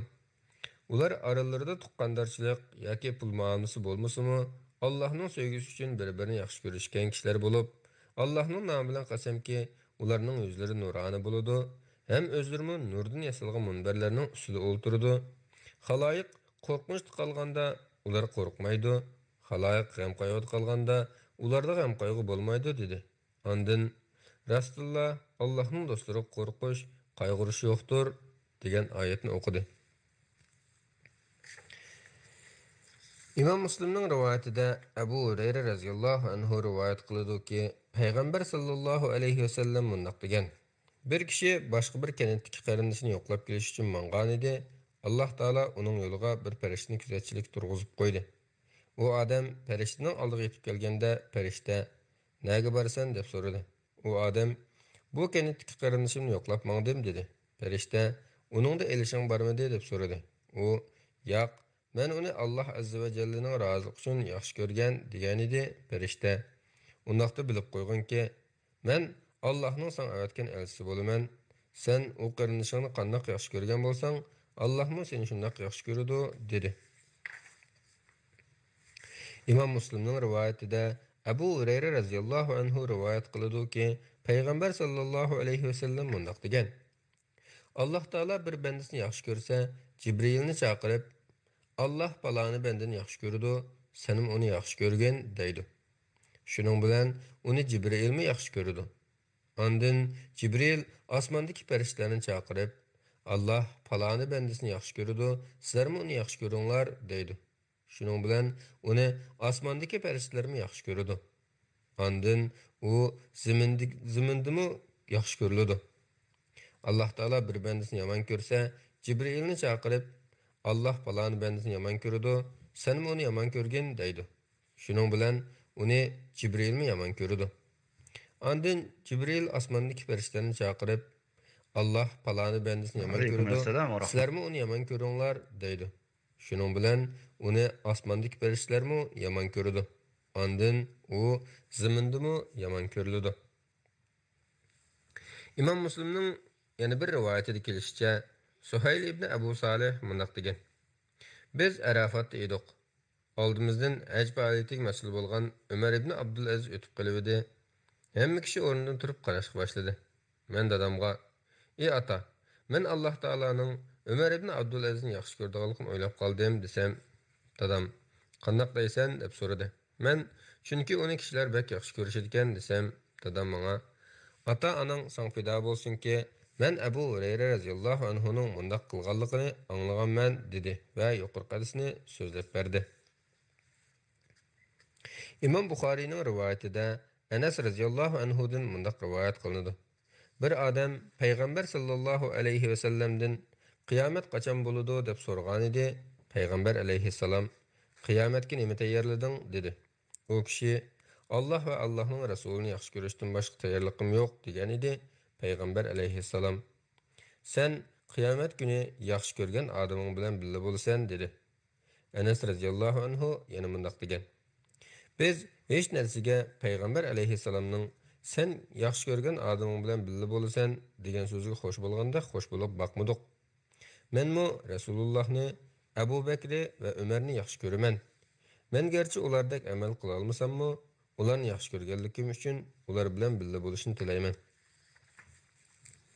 İmam Müslim'deki yana bir rivoyatda Anas radhiyallohu anhu menmi Allohni va Rasulini yaxshi ko'raman degan va yuqorqi hadisning o'qishini bayon qilgan. İmam Buxoriyning rivoyatida Mughiraning men bilan tansish bir bolasi yanimizga kelgan edi. Payg'ambar alayhissalom agar bu bola qiyomat qo'rqishi yashab qolsa, uningga qirliq yetmaydi dedi. Abu Davudning sanadi sahih rivoyatida Abu Zar radhiyallohu anhudan mundaq rivoyat qilinadi. Men payg'ambar sallallohu alayhi va sallamga: "Ey Rasululloh, bir odam bir qavmni yaxshi ko'radi, biroq ular qilgan amallarni qila olmaydi" desam, payg'ambar alayhissalom: "Ey Abu Zar, qiyomat kuni yaxshi ko'rgan odaming bilan birga bo'lasan" dedi. Men Allohni va Rasulini yaxshi ko'raman desam, payg'ambar alayhissalom: "Undaqsa sen qiyomat kuni yaxshi ko'rgan odaming bilan birga bo'lasan" dedi.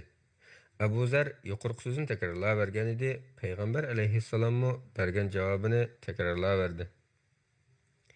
İmam Buxoriyning rivoyatida Oysha radhiyallohu anha mundaq deydi. Men payg'ambar sallallohu alayhi va sallamning ruhlar to'liq qurollangan askarlardir. Ruh olamida burundan tanishadiganlari o'zaro chiqishib o'tadi. Lekin burundan tanishmaydiganlari bir-biri bilan faqatla chiqisha olmaydi deganligini anglagan edim.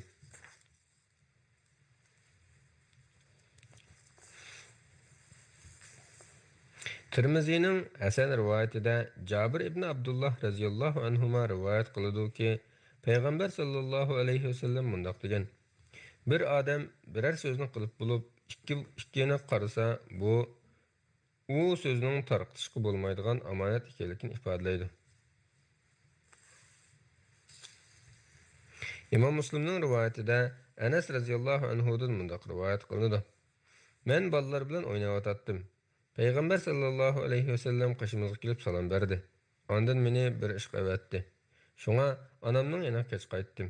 Onam nima uchun kechikib qolding deb so'radi. Men payg'ambar alayhissalom meni bir ish qavatgan edi desam, onam nima ish ekan deb so'radi. Men bu degan sir desam, onam undaq bo'lsa payg'ambar sallallohu alayhi vasallamning sirini hech kimga tilmagan dedi. Anas yana mundaq dedi: Ey sabit, Allohning nomi bilan qasamki, u sirni biror odamga aytib beradigan bo'lsam edim, sana aytib bergan bo'lardim. Tirmizining sahih rivoyatida Abu Darda radhiyallohu anhudan mundaq rivoyat qilinadi: Payg'ambar sallallohu alayhi vasallam sizlarga roza, namoz va zakotning darajasidan afzal amalni deb beraymi degan edi. Sahobalar deb bergan deyishdi. Payg'ambar alayhissalom bu amal husumatlik ikki tarafni yarashtirib qo'yishdir. Chunki husumat iymonni yiltizdan quritib o'tadi dedi. Yana bir rivoyatda chashni qiritib o'tadi demidim, balki dinni yiltizdan qirqib o'tadi da'vataman deb kelgan. Abu Davudning Hasan rivoyatida Abu Musa Ash'ari radhiyallohu anhudan rivoyat qilinadi-ki, Payg'ambar sallallohu alayhi vasallam mundoq degan: Mushbit musulmonlarni hurmatlash, qari Qur'onlarni ular amalda chekni eshib ketmasa yoki Qur'ondan butunlay chetnab ketmaslar hurmatlash va adil hukmlarni hurmatlash qatorliqlar Allohni ulug'lashning jumlasidandir. Tirmizining sahih rivoyatida Anas ibn Malik radhiyallohu anhudan mundoq rivoyat qilindi: Bir oqsoqol payg'ambar sallallohu alayhi vasallamni izlab kelgan edi. So'rindikilar uningga sal ikkilanibroq o'rin bo'shatib berdi. Payg'ambar alayhissalom bu ahvolni ko'rib, kichiklarimizga mehr shafqat qilmagan va cho'nglarimizni hurmatlamaganlar bizdan emas dedi. Tirmizining sahih rivoyatida Abdullah ibn Amr radhiyallohu anhudan rivoyat qilinadi-ki, payg'ambar sallallohu alayhi vasallam mundoq degan: Kichiklarimizga mehr shafqat, cho'nglarimizga izzat hurmat bildirmaganlar bizdan emas.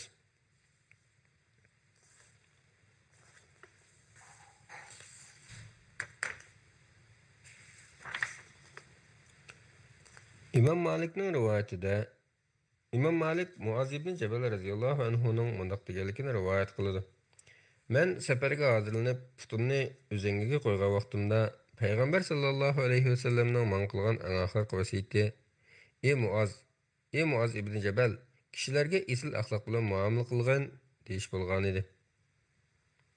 Imom Malikdan rivoyat qilinadi-ki, payg'ambar sallallohu alayhi vasallam mundoq degan: Men esil axloq fazilatlarini to'liqlash uchun avatildim. Abu Davudning sahih rivoyatida Aisha radhiyallohu anhadan rivoyat qilinadi-ki, u payg'ambar sallallohu alayhi vasallamning mo'min kishi esil axloqi bilan kunduzi ro'za tutib, kechasi tahajjud namozi o'qigan kishining darajasiga erisha oladi deganligini anglagan. Tirmizining sahih rivoyatida Abu Darda radhiyallohu anhudan rivoyat qilinadi-ki, payg'ambar sallallohu alayhi vasallam mundoq degan: Qiyomat kuni mo'minning tarasida esil axloqdan ig'irroq to'xtaydigan bir narsa yo'qdir. Alloh taolo sat gap qiladigan, og'zi bezab kishilardan bakmo nafratlanadi.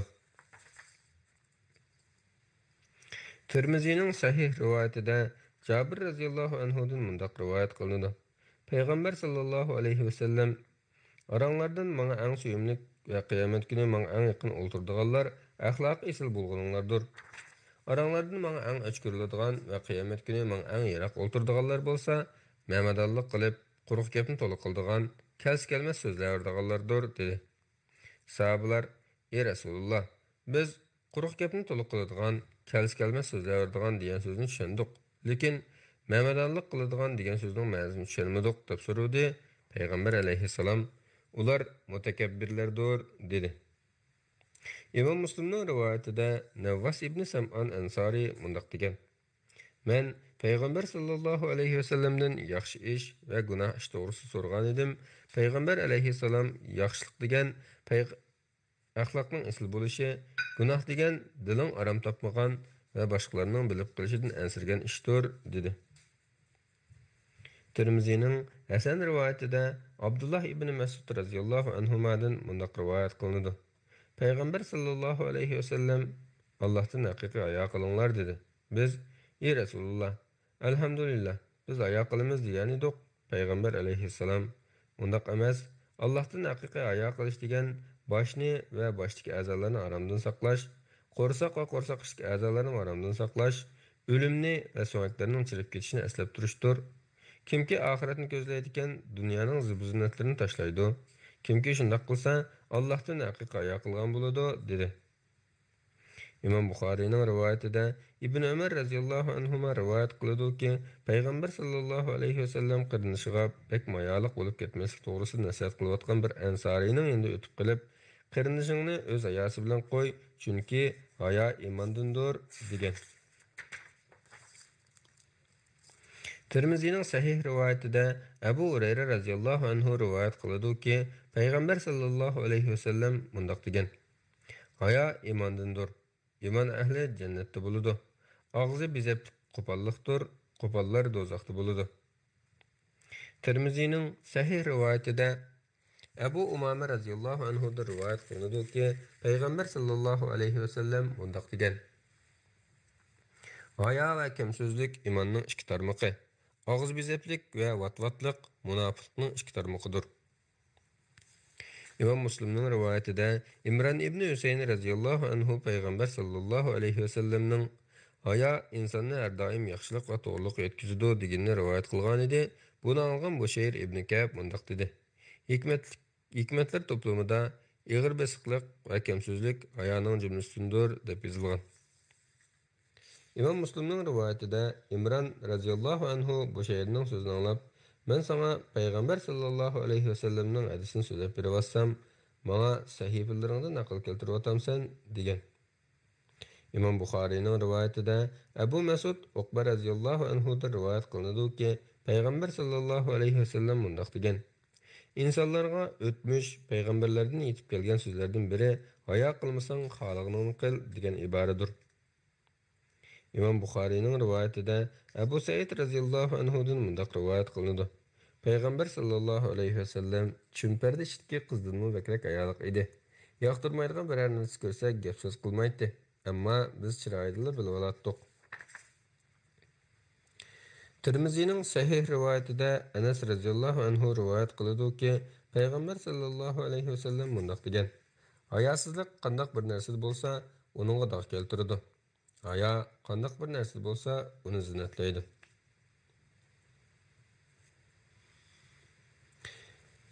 İmam Ahmedning raviylari sahih hadisning raviylari bo'lgan rivoyatida Aisha radhiyallohu anhadan mundaq rivoyat qilinadi: "Hujramga pat-pat kiratdim va bu yerga dafn qilinganlar erim Payg'ambar sallallohu alayhi vasallam bilan dadam Abu Bakr ikkisiga degan o'y bilan ba'zi tashqi kiyimlarimni silib o'tdim.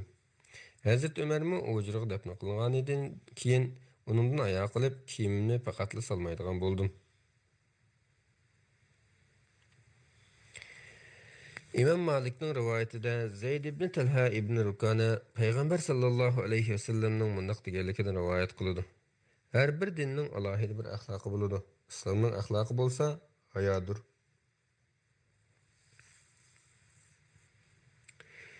Tirmizining Hasan rivoyatida Abu Said radhiyallohu anhudan rivoyat qilinadi-ki, u Peygamber sallallahu aleyhi ve sellem'nin mundaq deganligini anglagan: "Mü'mindan boshqasi bilan do'st bo'lma, tamoqni taqvolardan boshqasi yemisin." Tirmizining Hasan rivoyatida Abu Hurayra radhiyallohu anhu rivoyat qiladi-ki, Payg'ambar sallallohu alayhi vasallam mundaq degan: "Kishi do'stining ta'siriga uchraydi. Shunga kim bilan do'st bo'lishga diqqat qilinglar."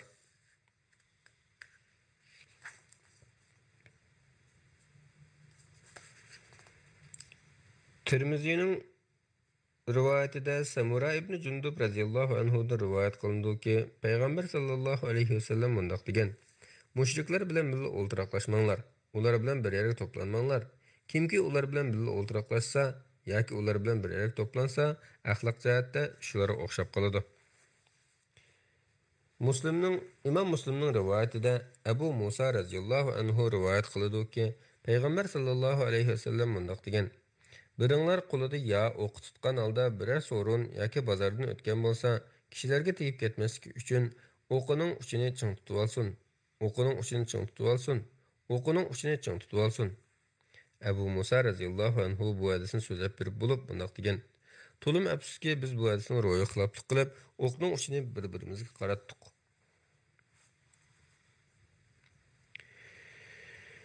Tirmizining sahih rivoyatida Jabir radhiyallohu anhudan rivoyat qilinadi-ki, payg'ambar sallallohu alayhi vasallam qilishni qandan so'rilgan holda elish yoki berishdan to'sgan.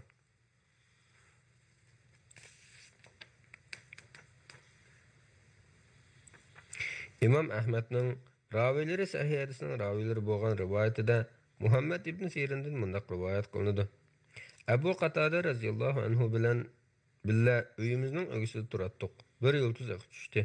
Boshqalar yulduzga qarab turardi.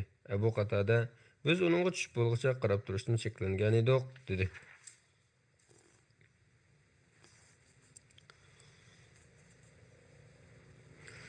Bazlarning ravilari ishonchlik rivoyatida Said radhiyallohu anhudan rivoyat qilinadi-ki, payg'ambar sallallohu alayhi vasallam mundaq degan: Mishqirsanglar, manqini ko'mitinglar. Bo'lmasa biror mu'minning badani yoki kiyimiga yo'qib qilib, bearam qiladi.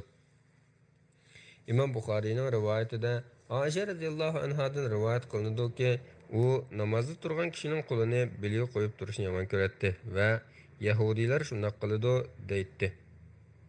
İmam Buxoriyning rivoyatida Abu Hurayra radhiyallohu anhu rivoyat qiladi-ki, payg'ambar sallallohu alayhi vasallam mundaq degan: Qiyomat kuni insonlarning eng askillarining birining yanında bir xil, yana birining yanında boshqa bir xil gap qiladigan ikki yuzlimchilar ekanligini ko'rsalar. Abu Davudning sahih rivoyatida Ammar radhiyallohu anhu rivoyat qildi-ki, payg'ambar sallallohu alayhi vasallam mundaq degan: Kim dunyoda ikki yuzlimchilik qilsa, qiyomat kuni uning o'tdan ikki tili bo'ladi. Abu Davudning sahih rivoyatida Said radhiyallohu anhudan rivoyat qilinadi-ki, payg'ambar sallallohu alayhi vasallam mundaq degan: Oxirat ishlaridan boshqa har qanday narsada salmoq bo'lish lozim.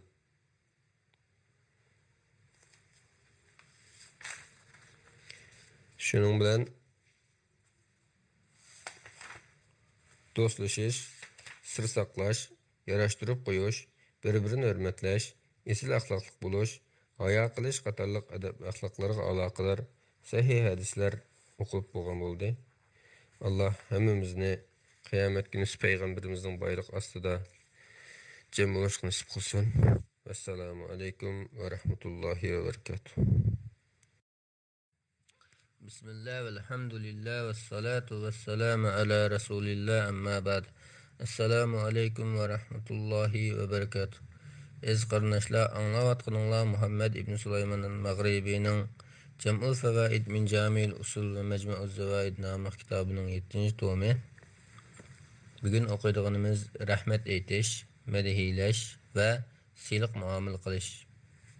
Tirmizining sahih rivoyatida Usama ibn Zayd radhiyallohu anhuma rivoyat qiladi-ki, payg'ambar sallallohu alayhi vasallam mundaq degan: Qaysi bir kishiga yaxshilik qilinsa, yaxshilik qilg'uchiga jazakallohu xayran, Alloh sana xayrlik mukofot bersin desa, eng afzal rahmatni aytgan bo'ladi.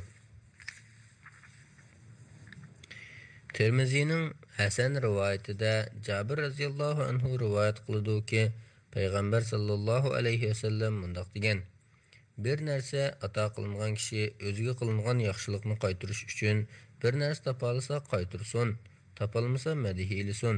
Chunki madhiyilsa rahmat aytgan bo'ladi.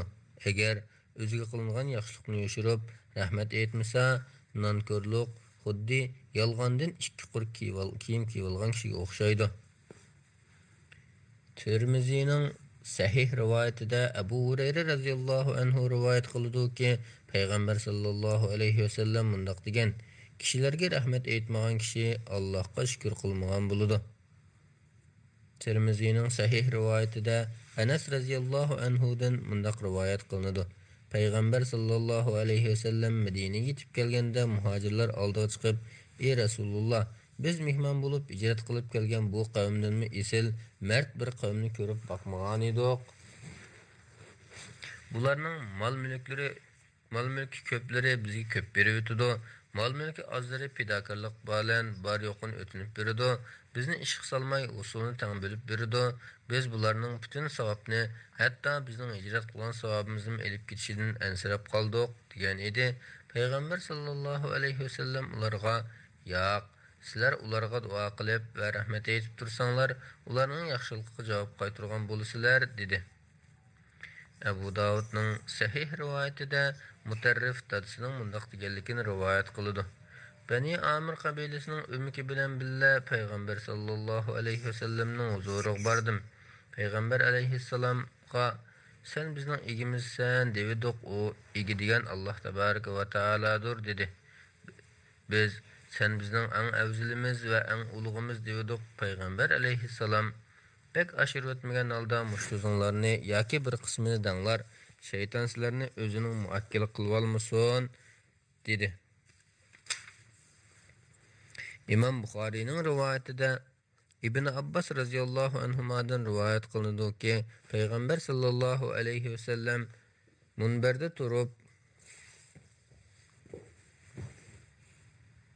payg'ambar sallallohu alayhi vasallamning Nasoralar Maryam o'g'li Isoni maqtab ushirayotgandek, sizlarmi meni chekdan ortiq maqtab ushirayotmanglar. Men Allohning bandasi bo'laman.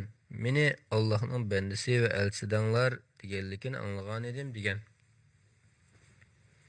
İmam Buxoriyning rivoyatida Abu Bakrdan mundaq rivoyat qilinadi: bir odam payg'ambar sallallohu alayhi vasallamning huzurida yana bir odamni maqtagan edi. Payg'ambar alayhissalom: "Ist sana birodaringning bo'ynini chepib etding" dedi va bu so'zni 3 qatim takrorladi. Ondan biringlar bir kimni zodi maqtamoqchi bo'lsa va haqiqatan o kishida shu xislat tepilsa, "Men palonni mundaq deb o'ylayman, to'g'risini Alloh bilguchidir. Men palonni mundaq deb bilaman va Alloh oqibatini xayrli qiladi deb o'ylayman" desin dedi. İmam Muslimning rivoyatida Hammam ibn Haris mundaq rivoyat qiladi: bir kishi Hazrati Osmonni maqtag'il turdi. Maqtat tizilib turib, u semiz yo'g'on odam edi. Uning yuziga to'pchash qildirdi. Buni ko'rgan Hazrati Osmon: "Sana nima bo'ldi?" deb so'radi. U: "Payg'ambar sallallohu alayhi vasallam agar maddohlarni ko'rsanglar, yuzlarga to'pshashinglar degan edi" dedi. İmam Muslimning rivoyatida Aisha radhiyallohu anha rivoyat qiladi-ki, payg'ambar sallallohu alayhi vasallam mundaq degan: "Sipoyilik qandoq narsa bo'ladi ekan, uni zinnatlaydi. Qandoq bir narsa bo'lmaydi ekan, uni satlashtiradi."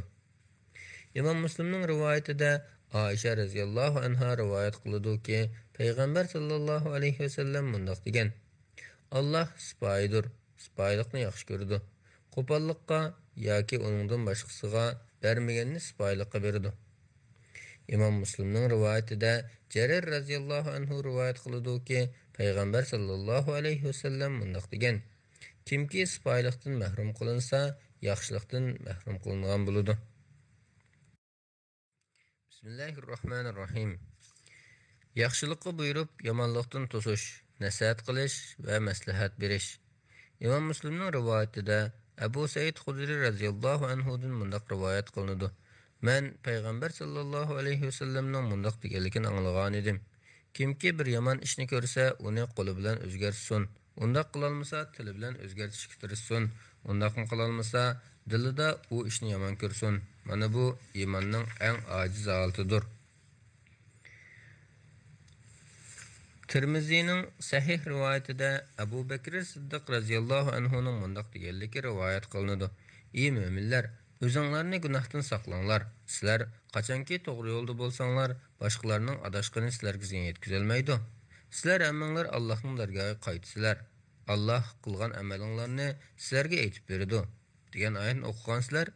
Men Peygamber sallallahu aleyhi ve sellem'nin mundaq deganligini anlagan. Kishilar zalimni ko'rib uni to'smasa, Alloh taolo ularga pat yaqinda umumiylik jazo beradi.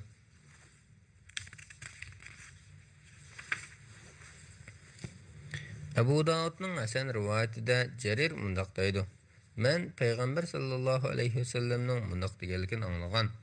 Qandaq bir odam bir qavmda gunoh ishlarni qilib yursa, u qavm uni to'sib o'zgartiradigan turuqliq o'zgartmasa, ular o'lib bo'lguncha Alloh cho'qim ularga balo qazo avatadi. Tirmizining Hasan rivoyatida Huzayfa ibn Yaman radhiyallohu anhu rivoyat qiladi-ki, Peygamber sallallahu aleyhi ve sellem mundaq degan: Jenim ilkidi bo'lgan zatning nomi bilan qasamki, sizlar cho'qim yaxshilikni buyurib, yomonlikdan to'sishinglar kerak. Bo'lmasa, Alloh pat yaqinda ustinglarga qattiq balo avatadi. Bu vaqtda duo qilsanglarmi ijobat qilinmaydi. Abu Davudning Hasan rivoyatida Urs ibn Amira Kindi radhiyallohu anhu rivoyat qiladi-ki, Peygamber sallallahu aleyhi ve sellem mundaq degan: Ziminda bir gunoh ishlanganda, uni ko'rgan kishi norozilikni bildirsa, ko'rmagan kishiga o'xshash bo'ladi. Uni ko'rmagan, ammo ko'nglida rozi bo'lgan kishi uning ustida qarab, turib, to'smagan kishiga o'xshash bo'ladi. Tirmizining sahih rivoyatida Abu Said Xudri radhiyallohu anhudan rivoyat qilinadi-ki, Peygamber sallallahu aleyhi ve sellem mundaq degan: Zalim podshohning oldida haq gap qilish jihatning eng afzallaridandir. İmam Buxoriyning rivoyatida Abu Vaildan mundaq rivoyat qilinadi: Osama radhiyallohu anhuga Osmonning yoniga berib, xalq orasidagi fitnani yo'qotsak deyilgan edi. U: "Sizlar meni onunga gap qilmaydi deb qaramsizlar? Onunga maxfiy aytgan nasihatlarimni sizlarga e'lon qilaymi? Men onunga maxfiy holda fitna qo'zg'amaydigan maslahatlarni beraman. Peygamber sallallahu aleyhi ve sellem'nin bir hadisini anlagandan beri başlıqım bolsumu birini aldırıp yaxşı deymeydiğen bulup qaldım dedi. Onundan Peygamber aleyhisselam'dan qandaq hadis anlagan edin deb soralgan idi. O mundaq dedi: Men Peygamber sallallahu aleyhi ve sellem'nin mundaq degelkin anlagan edim. Kıyamet günü bir adam elip kelenip dozaqqa tashlanadi. U uchaylar etilib chiqqan holda xuddi yarg'unchoqqa bog'lab qo'yilgan eshakdek to'xtamay churgilaydi. Ahli dozaq uning atrofiga yig'ilib: "Ey paloni, dunyodagi chog'da sen yaxshilikni buyurib, yomonlikdan to'savatatding-ku, bu qandoq bo'lgani?" deb so'raydi. U: "Men sizlarni yaxshi ishga buyurdim, lekin o'zim qilmaydim. Sizlarni yomon ishdan to'saydim-ku, ammo o'zim qilatdim" deydi.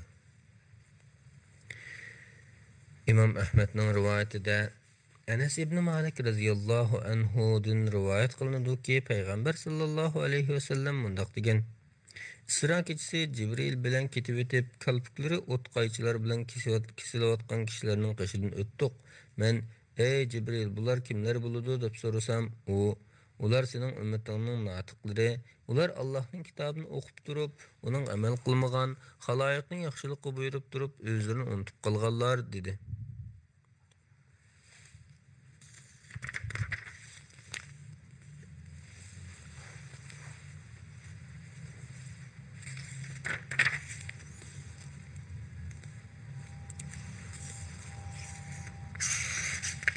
İmam Müslim'nin rivayetinde Temim Dari radhiyallahu anhu'dan mundaq rivayet kılındı: Peygamber sallallahu aleyhi ve sellem din nasihattir degan edi. Biz kimga nasihat deb so'rasak, Peygamber aleyhisselam Allah uchun, Allah'ning kitobi uchun, Rasuli uchun, musulmonlarning boshliqlari va musulmonlar ommasi uchun dedi. İmam Buxoriyning rivoyatida Jarir ibn Abdullah radhiyallohu anhu'dan rivoyat qilinadi ki, men Peygamber sallallahu aleyhi ve sellem'ning qishig'i kelib, sana islomda ching turishga bayat qilaman degan edim. Peygamber aleyhisselam islomda ching turishga va har bir musulmonga samimiylik bilan nasihat qilishga bayat qil dedi. Abu Davudning Hasan rivoyatida Abu Hurayra radhiyallohu anhu'dan rivoyat qilinadi ki, Peygamber sallallahu aleyhi ve sellem mundaq degan: Kimga ilmsiz kishi tarafidan fatvo berilsa, gunohi fatvo berguchiga bo'ladi.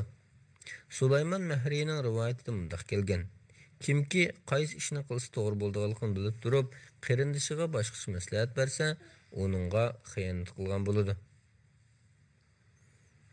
Tirmizining sahih rivoyatida Abu Hurayra radhiyallohu anhudan rivoyat qilinadiki, payg'ambar sallallohu alayhi vasallam mundaq degan: maslahat so'raladigan kishi maslahat so'rg'uvchi tarafidan ishonchli hisoblangan kishidir. Shunga uningga xato maslahat berish xiyonatdir. Abu Davudning sahih rivoyatida Abu Davudmi Abu Hurayradan yuqorqi hadisning o'qishini rivoyat qilgan.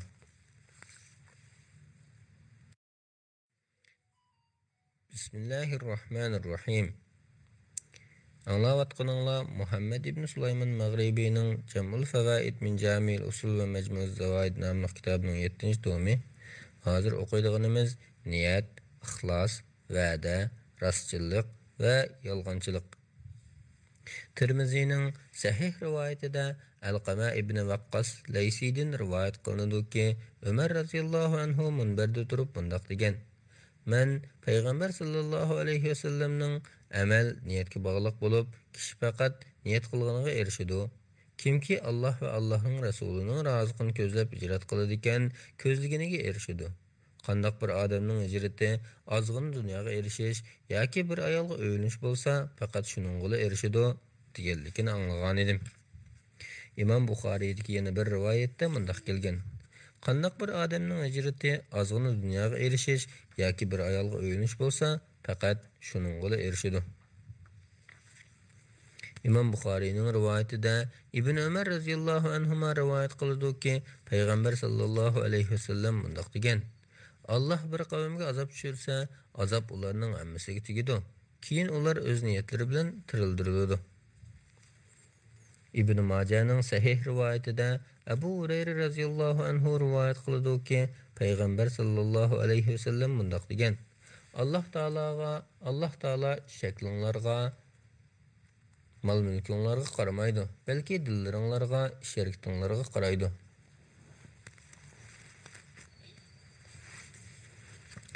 Abu Davud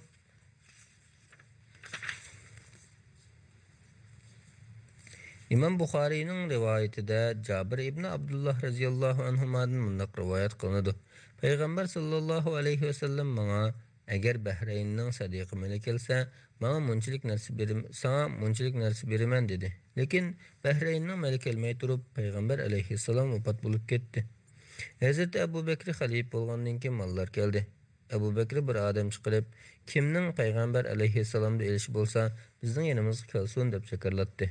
Derhal Abu Bakrning oldiga berib, payg'ambar alayhissalom menga mundaq degan edi dedim. Abu Bakr kutib turgan dedi va hech nima bermadi. Keyin yana borgan edim, yana kutib turgan dedi. 3-chi qatim berib uningga, sendan 2 qatim so'rasam hech narsa bermading. U molni bergin, bo'lmasa men seni bexil deb bilaman degan edim. U, sen meni bexillik qildi deb o'ylayapsan. Her qatim kelganingda sana bir narsa berishni o'yladim, lekin qanchalik berishimni bilolmay qaytarib o'tgan edim dedi. Ondan menga bir changal dirham tutqizdi. Sanab baksam saq 500 dirham chiqdi. U buningdan yana 2 olgan dedi. İmam Müslimning rivoyatida Abdullah ibn Mas'ud radhiyallohu anhu rivoyat qildi-ki, payg'ambar sallallohu alayhi vasallam mundaq degan: Rostchilik yaxshilikdir. Yaxshilik jannatga boshlaydi. Banda davomli rost so'zlasa, oxiri Allohning huzurida rostchil deb yoziladi. Yolg'onchilik gunohdir. Gunoh ishlar do'zaxga boshlaydi. Banda davomli yolg'on so'zlasa, oxiri Allohning huzurida yolg'onchi deb yoziladi. İmam Müslimning rivoyatida Abdullah ibn Mas'ud radhiyallohu anhu rivoyat qildi-ki, payg'ambar sallallohu alayhi vasallam mundaq degan: Rostchil bo'linglar, chunki rostchilik yaxshilikqa, yaxshilik jannatga boshlaydi. Kishi davomli rost so'zlasa, oxiri Allohning huzurida rostchil deb yoziladi. Hargizmi yolg'on so'zlab qolmanglar, chunki yolg'onchilik gunohga, gunoh do'zaxga boshlaydi. Banda davomli yolg'on so'zlasa, oxiri Allohning huzurida yolg'onchi deb yoziladi. Tirmizining sahih rivoyatida Abu Avra Sa'iddan mundaq rivoyat qilinadi. Men Hasan ibn Ali radhiyallohu anhumaga payg'ambar alayhissalomning qaysi so'zini esing tutib olading deb so'rasam, u Men payg'ambar sallallohu alayhi vasallamning sen dargumon bo'lib qolgan ishni qo'yib, dargumon bo'lmagan ishni qilgin. Rostchilik kishini xotirjam qiladi, yolg'onchilik gumon paydo qiladi degan so'zini esda tutib oldim, dedi. İmam Malikning rivoyatida Safvan ibn Sulaymdan mundaq rivoyat qilinadi. Payg'ambar sallallohu alayhi vasallamdan Mümin adam qo'rqinchoq bo'lamdi deb so'ralgan edi. Payg'ambar alayhissalom a dedi. Mümin adam bexil bo'lamdi deb so'ralgan edi. Payg'ambar alayhissalom a dedi. Ondan mümin adam yolg'onchi bo'lamdi deb so'ralgan edi. Payg'ambar alayhissalom yo'q dedi. Tirmizining Hasan rivoyatida Bahz ibn Hakim dadisi orqali bo'lsidan rivoyat qiladi-ki, u payg'ambar sallallohu alayhi vasallamning mundaq deganligini anglagan. Kishilarni kuldirish uchun yolg'on so'z qilgan kishining holiga voy, uning holiga voy, holiga voy. İmam Müslimning rivoyatida Abu Hurayra radhiyallohu anhu rivoyat qiladi-ki, payg'ambar sallallohu alayhi vasallam mundaq degan: bir kishining anglaganligi so'zni deb yurishi yolg'onchilik uchun yetarlidir. İmam Müslimning rivoyatida Aisha radhiyallohu anhadan mundaq rivoyat qilinadi. Bir ayol payg'ambar sallallohu alayhi vasallamdan: "Ey Rasululloh, erim menga bir nas bermagan bo'lsa-mu, boshqalarga erim menga mundaq narsalarni berdi desam bo'lamdi?" deb so'ragan edi. Payg'ambar alayhissalom: "O'ziga berilmagan narsani berilgandek ko'rsatgan kishi yolg'ondan ikki qo'r kiyim kiygan kishiga o'xshaydi", dedi. Abu Davudning Hasan rivoyatida Abdullah ibn Amir radhiyallohu anhudan mundaq rivoyat qilinadi. Payg'ambar sallallohu alayhi vasallam bizning uyda o'tiradi. Onam meni bu yoqqa kel, bir narsa berman deb chaqirdi. Payg'ambar alayhissalom onamga "Uningga bir narsa berasan?" deb so'ragan edi. "Uningga nima berasan?" deb so'ragan edi. Onam "Bir tal xo'rim beraman" dedi. Payg'ambar alayhissalom "Navoda uningga hech nima bermasang, sana bir yolg'onchilik yoziladi" dedi. İmam Müslimning rivoyatida Abu Hurayra radhiyallohu anhu rivoyat qiladi-ki, payg'ambar sallallohu alayhi vasallam mundaq degan: "Oxir zamonda aldamchilar, kazzoblar bo'ladi. Ular sizlar yoki ota-bobonglarni anglab boqmagan so'zlarni qilishidi. Ularning so'zlariga hargiz ishonib ketmanglar. Sizlarni azdirib fitnaga tiqib qo'ymasin." İmam Müslimning rivoyatida Amir ibn Abadadan rivoyat qilinadi-ki, Abdullah ibn Mas'ud radhiyallohu anhu mundaq degan: "Shayton bir kishining suratiga kirib, jamoatning oldiga kelib, yolg'on hadis so'zlaydi. Jamoat tarqab ketgandan keyin ba'zi bir kishilar men ko'rsam tunuydigan, lekin ismini bilmaydigan bir kishining mundaq so'zlab berganligini angldim" deb yuridi.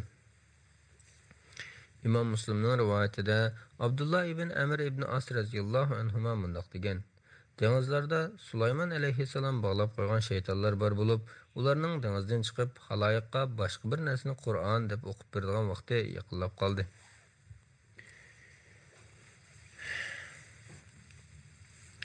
İmam Müslimning rivoyatida eri ayolining ko'nglini utish uchun so'z qilganda va ayolimi erining ko'nglini utish uchun so'z qilganda deb kelgan.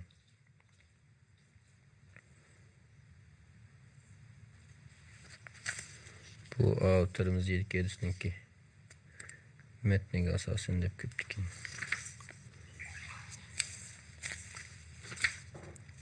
İmam Müslimning rivoyatida Abu Hurayra radhiyallohu anhu rivoyat qiladi-ki, payg'ambar sallallohu alayhi vasallam mundaq degan: "İbrahim alayhissalom faqat 3 qatim yolg'on aytgan edi. Uning ikkisi Alloh yo'lida aytilgan bo'lib, biri men og'riq, balki bu ishni mushu butlarning cho'ng qildi degan so'zdir. Yana biri Sara haqida aytilgan so'zi bo'lib, ayni chaqda İbrahim alayhissalom Sara bilan bir zolim podshohning yurtiga kelib qoldi. Sara bakmi chiroyli ayol edi. İbrahim Saraga: "Bu zolim podshoh mening ayolim ekanligini uqib qolsa, seni mendan tortib oladi. U so'rab qolsa, o'zingni mening hamshiram deb tunishtirgin. Chunki sen mening islomdagi hamshiram. Yer yuzida sen bilan mendan boshqa musulmon borligini bilmayman" dedi. Bu podshohning odamlari Sarani ko'rib qilib, podshohning oldiga kirdi-da, "Zimininga shundoq chiroyli bir ayolni o'ziga murah qilgan bir odam kelib qoldi.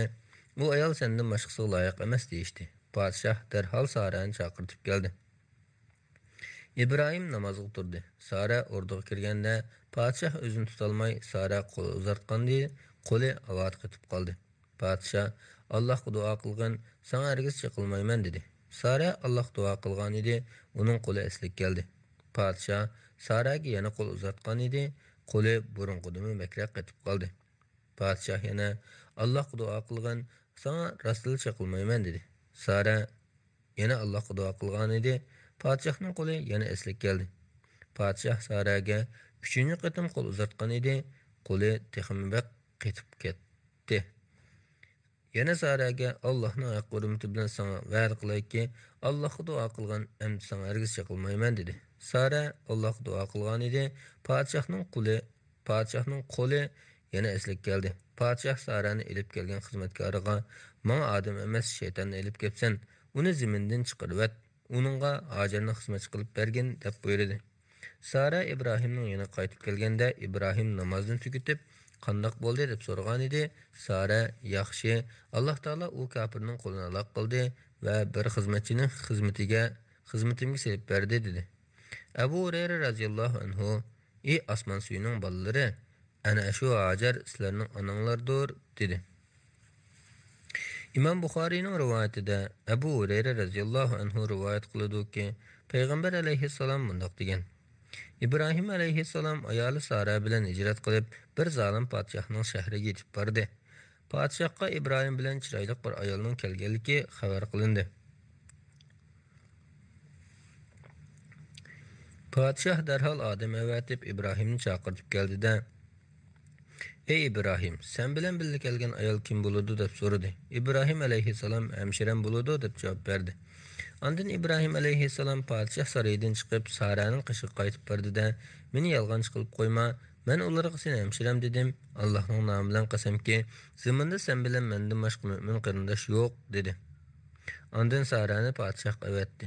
Podshoh o'rnidan turib Saraga qarab mandi. Sara tahorat ilib namoz o'qib, "Ey Alloh, sana va sening elchinga iymon etgan va uyatli yerimni erimdan boshqa kishilardan saqlagan bo'lsam, meni kafirning zengishligidan saqlagan" deb duo qildi.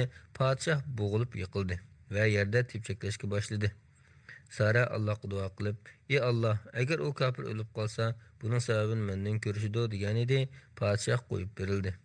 Podshoh o'rnidan turib yana Saraga qarab mandi. Sara tahorat ilib namoz o'qib, "Ey Alloh, sana va sening elchinga iymon etgan va uyatli yerimni erimdan boshqa kishilardan saqlagan bo'lsam, meni kafirning zengishligidan saqlagan" deb duo qildi. Podshoh yana bo'g'ilib yiqildi va yerda tepchaklashga boshladi.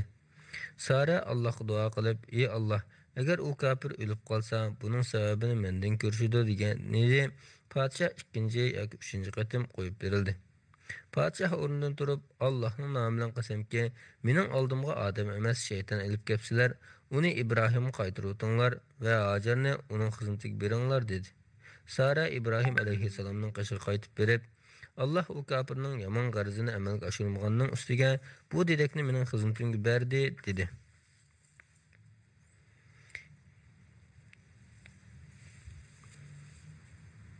Shuning bilan adab, axloq va qoida usullar bölümünün niyat, ixlos, va'da, rostchilik va yolg'onchilik aloqador sahih hadislar o'qilib tugagan bo'ldi. Alloh hammalarga foydali ilm ato qilsin va shu ilmga amal qilishga muvaffaq qilsin. Assalomu alaykum va rahmatullohi va barakatuh. Bismillah, elhamdülillah ve salatu ve selamu ala Resulillah amma ba'd. Assalamu alaykum ve rahmatullahi ve barakatuh. Ez qarindoshlar, anglayotganinglar Muhammad ibn Sulayman Maghribining Jam'ul Fawaid min Jami'il Usul ve Majmu'uz Zawaid nomli kitobining 7-chi tomi. Bugun o'qiydiganimiz sahiylik, mardlik, bexillik va mol dunyoni so'kishga aloqador sahih hadislar. İmam Buxoriyning rivoyatida Abu Hurayra radhiyallohu anhudan rivoyat qilinadi-ki, Payg'ambar sallallohu alayhi va sallam mundaq degan: Alloh azza va jalla xajliginki menmi san xajlay deydi. Allohning xazinalari liqdir. Uni xajlash bilan kemiyib qolmaydi. Liq bo'lganlikdan kecha kunduz to'kilib turadi. Aytib baqinglarchi, osmon zaminni yaratgandan buyon Allah qanchalik berib o'tgandi? Allohning berib o'tgani ilkidikini kim aytib qo'ygani yo'q. Taroza Allohning qo'lida bo'lib, xohlagan odamning rizqini tor qiladi, xohlagan odamning rizqini kang qiladi. Osmon zamin yaratilishdan burun Allohning arshi suvning ustida edi. İmam Müslimning rivoyatida Jabir ibn Abdullah radhiyallohu anhudan rivoyat qilinadi-ki, payg'ambar sallallohu alayhi vasallamdan bir narsa so'ralganda, yo'q deb boqqan emas. İmam Müslimning rivoyatida Anas radhiyallohu anhudan mundaq rivoyat qilinadi. Payg'ambar sallallohu alayhi vasallamdan musulmon bo'lish uchun bir narsa so'ralsalar, bermay qolmaydi. Bir odam kelgan edi, uningga bir jilg'i to'shqidaq qo'yni berib o'tdi. U odam qavmiga qaytib berib, "Ey qavm, musulmon bo'linglar, chunki Muhammad nomrallikdan ansirmay beraveradigan" dedi. Anas radhiyallohu anhu mundaq deydi: "Odam aslida mol dunyoni deb musulmon bo'lgan bo'lsa-mu, musulmon bo'lgan, aman islom dini uningga butun dunyo va uning ustidagi barliq mol dunyodanmi suyumlik bo'lib ketadi." İmam Müslimning rivoyatida Safvan radhiyallohu anhuning mundaq deganligi rivoyat qilinadi. Allohning nomi bilan qasamki, payg'ambar sallallohu alayhi vasallam menga dastlab mol dunyo bergan vaqtida u mening eng o'chkirdigan odamim edi. U beraverib mening eng amroq kishimga aylanib qoldi.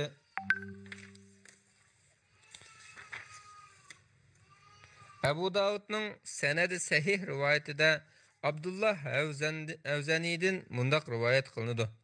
Halab shahrida payg'ambar sallallohu alayhi vasallamning muazzini Bilal radhiyallohu anhu bilan uchrashib qilib, uningga: "Ey Bilal, menga payg'ambar sallallohu alayhi vasallamning pul molni qanday xarjlaydiganligini aytib bergan" degan edim.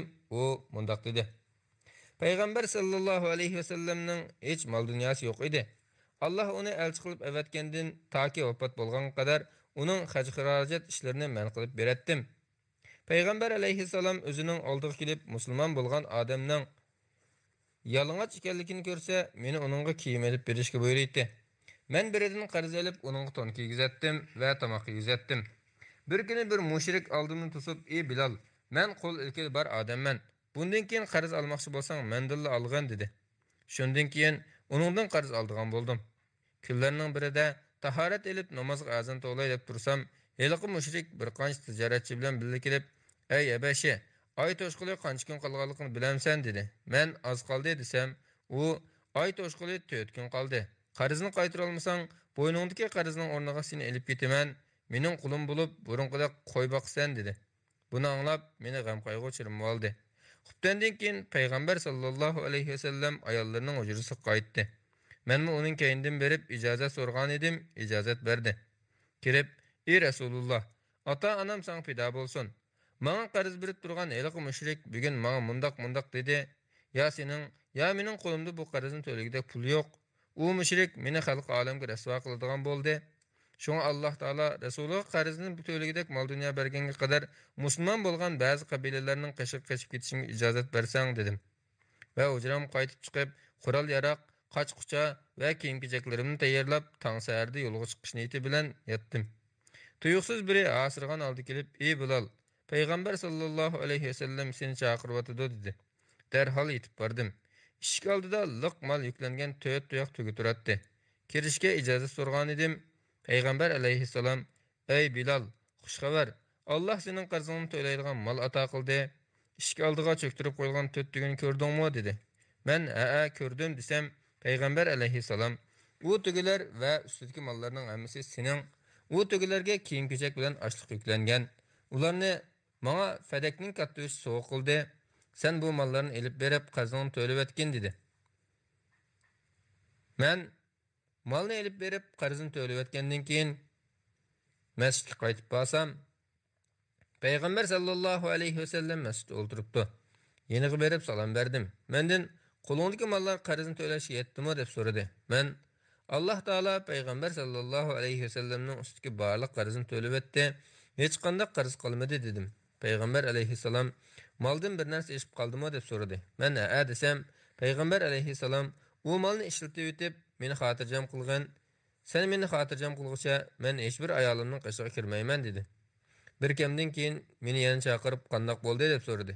Men "Texich qo'limda, chunki hojatman kelmadi" dedim. Shuning bilan Payg'ambar sallallohu alayhi vasallam masjidga yetib qoldi. Ertasi xuftan namozdan keyin Payg'ambar alayhissalom meni chaqirib, "Qo'lingdagi mol qandoq bo'ldi?" deb so'radi. Men, "Ey Rasululloh, Alloh seni uningdan xotirjam qildi" dedim. Payg'ambar alayhissalom u molni qo'ldan chiqarib bo'lguncha vafot bo'lib ketishidan bakm andish qilg'achqa, mening so'zimni anglab takbir aytdi va Allohga hamd aytdi. Ondan keyiniga burilib mangdi. Menmi orqasidan mangdim. U ayollarga bir-birlab salom bergandan keyin shu kuni navbat kelgan ayolning qishig'iga kirib ketdi. Sen so'ragan ish mana shuningdan iborat. Tirmizining sahih rivoyatida Anas radhiyallohu anhudan rivoyat qilinadiki, Payg'ambar sallallohu alayhi vasallam atiga bir narsa saqlamaydi. Imom Buxoriyning rivoyatida Uqba ibn Haris radhiyallohu anhudan bunday rivoyat qilinadi. Men asr namozini Payg'ambar sallallohu alayhi vasallam bilan aldirash turib, Payg'ambar sallallohu alayhi vasallam bilan o'qidim. Payg'ambar alayhissalom salomdan keyin o'rnidan aldirash turib, ayollardan birining yoniga kirib ketdi. Biroz vaqtdan keyin qaytib chiqib, jamoatning o'ziga ajablanib qarovat qilgan ko'rdida, namozda turib uyimizdagi azroq oltin yodimga kelib qoldi-da, uning uyda bir kech turib qilishidan ansirab, darhol taqsim qilib etishga buyruq etib chiqdim, dedi. İmam Müslimning rivoyatida Salman ibn Rabi'adan rivoyat qilinadiki, Umar radhiyallohu anhu mundaq degan: Payg'ambar sallallohu alayhi vasallam bir qatim mol taqsim qilgan edi. Men, "Ey Rasululloh, Allohning nomi bilan qasamki, bu molga ularning boshlar texim bakaqliq edi" degan edim. Payg'ambar alayhissalom ular qilillik qilib so'rab turib oldi. "Bermasam meni bexil ekan deyishidi. Amaliyotda men bexil emas" dedi. İmam Buxoriyning rivoyatida Anas ibn Malik radhiyallohu anhudan mundaq rivoyat qilinadi. Muhojirlar Makkadan Madinaga quruq qo'l keldi. Ansarilarning yer zaminlari bor edi. Shuning bilan ansariylar yer chiqaradigan, muhojirlar yerga ishlab, mahsulotni ansariylar bilan bo'lishadiganga kelishdi. Anasning onasi Ummu Sulaym Payg'ambar sallallohu alayhi vasallamga bir qancha tup xo'rim darx bergan edi. Payg'ambar alayhissalom u xo'rimlarni o'zining ozodgarchisi Ummu Aymanga, ya'ni Usama ibn Zaydning onasiga berib etdi. Xaybar g'azoti oyoqlashib, Payg'ambar alayhissalom Madinaga qaytib kelgandan keyin muhojirlar ansariylarning bog' varalarini qaytirib berdi. Payg'ambar alayhissalommo Anasning onasiga xo'rim darxlarini qaytirib berib, Ummu Aymanga o'zining big'idan bo'lib berdi. Yana bir rivoyatda o'zining sap haqqidan berdi deyilgan. İmam Müslimning rivoyatida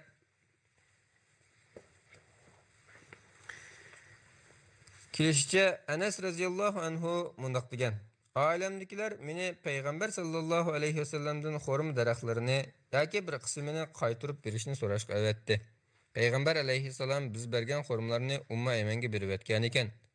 U xo'rimlarni men qaytirib bergan edi. Ummu Ayman kelib yoqamga asildida, Allohning nomi bilan qasamki, uni senga bermayman, chunki Payg'ambar alayhissalom uni menga bergan tursa deb turib oldi. Payg'ambar alayhissalom: "Ey Ummu Ayman, uni qo'yib etgin. Men senga munchilik xo'rim beray" desimi, Ummu Ayman: "Yo'q, Allohning nomi bilan qasam qilamanki, bu xo'rimlarni bermayman" deb ching turib oldi. Shuning bilan Payg'ambar alayhissalom munchilik beray davrab, oxiri 10 nassini yoki shuning yaqin berganda ondan unidi. İmam Buxoriyning rivoyatida Zayd radhiyallohu anhuning o'g'li Aslam dadasining mundaq deganligini rivoyat qiladi.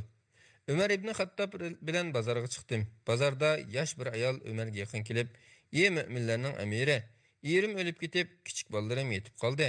Allohning nomi bilan qasamki, qo'limizda na pishirib yegida qo'y, na kalla paqalchoq, na ochliqdan, na sig'ib ichkidak charmal yo'q. Ularning ochliqdan halok bo'lib ketishidan ansirayapman. Men Payg'ambar sallallohu alayhi vasallam bilan Hudaybiya g'azotida qatnashgan Xufaf ibn Ima G'ifarining qizi bo'laman" dedi. Umar birdan turib olgandan keyin, "Ey yaqin sabdishimning qizi, marhaba" dedi. Ondan o'yladi bog'liqlik turgan qavul tegiga 2 tag'ar ochliqni atdi. Tag'arlarning orasiga yemeklik va kiyim-kechaklarni qo'ydi.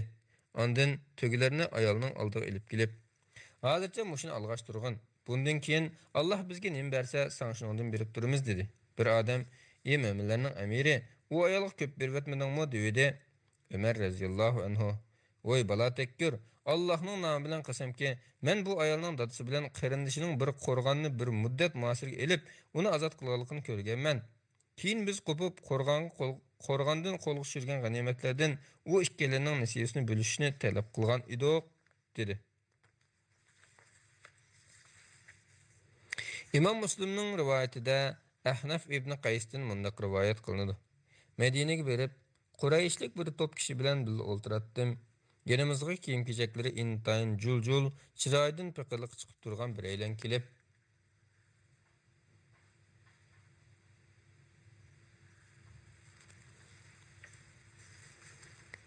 mal dunyoni yig'ib, besib yotganlarga jahannam o'tida qizilgan toshlar bilan bishorat bergan. Qizilgan tosh ularning emchak to'pchisi ustiga qo'yilsa targ'oq so'nkidan teshib chiqadi. Targ'oq so'nki ustiga qo'yilsa ikki emchak to'pchisidan bo'sib chiqadi, dedi. So'rindikilar beshini sangiltib, hech qaysi bir nim deyishmadi. Andin u kishi ketdi. Men uning orqasidan ergishib mangdim. U bir turk ostida o'ltirdi. Men uningga, "Ular sening so'zlaringni yoqtirmadi" desam, ular hech nimani bilmaydi. Bir kuni do'stim Abul Qosim sallallohu alayhi vasallam meni yana chaqirdi. Barsam, Uhud tig'ini ko'ryotamsan deb so'radi. Men aptab qarab, payg'ambar alayhissalom meni biror ish uchun avatgan o'xshaydi deb o'ylab, ko'ryotaman dedim. Payg'ambar alayhissalom, "Mushu Uhud tig'idek oltinim bo'lgan bo'lsa, o'zimga 3 tilla ilib qilib qolgan hammasini Alloh yo'lida ishlatayotgan bo'lardim" degan edi. Lekin av o'ltirganlar mal dunyo to'plashida, ular hech nimdan xabarsiz, dedi. Men Quraysh qarindoshlaringdan mal dunyo so'rsang bo'lmamdi desam, u kishi yo'q. Rabbimning nomi bilan qasamki, toki Alloh va uning rasuli bilan uchrashgan qadar ulardan mal dunyo so'ramayman, din to'g'risida fatvomi so'ramayman, dedi. İmam Müslimning rivoyatida Abu Zar radhiyallohu anhudan mundaq rivoyat qilinadi. Men payg'ambar sallallohu alayhi vasallamning qishiq basam, u Ka'ba soyasida o'ltirgan ekan.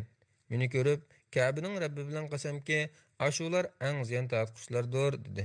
Men darhol o'rnimdan turib, "Ey Rasululloh, ota-onam san fido bo'lsinki, ular kimlar?" degan edim. Payg'ambar alayhissalom, "Ular ko'p mal dunyo to'plaganlardir. Faqat to'plagan mal dunyolarni Alloh yo'lida oldi-keyni qaramasdan sexiylarcha xaylaydiganlar ulardan emas, biroq bularning soni intayin oz", dedi. Abu Davudning sahih rivoyatida Abdullah ibn Amr radhiyallohu anhumadan rivoyat qilinadiki, payg'ambar sallallohu alayhi vasallam bir xutbada mundaq degan: "Hargizmi piqsiqlik qilmanglar, chunki sizlardan ilgirki ummatlar piqsiqlik bilan halok bo'lgan. Piqsiqlik ularni bexillikqa buyuruvdi, ular bexillik qildi. Sizlar rahimni uzishga buyuruvdi, ular sizlar rahimni qilmaydigan bo'ldi. Gunoh ishlarga buyuruvdi, gunoh ishlarni qildi."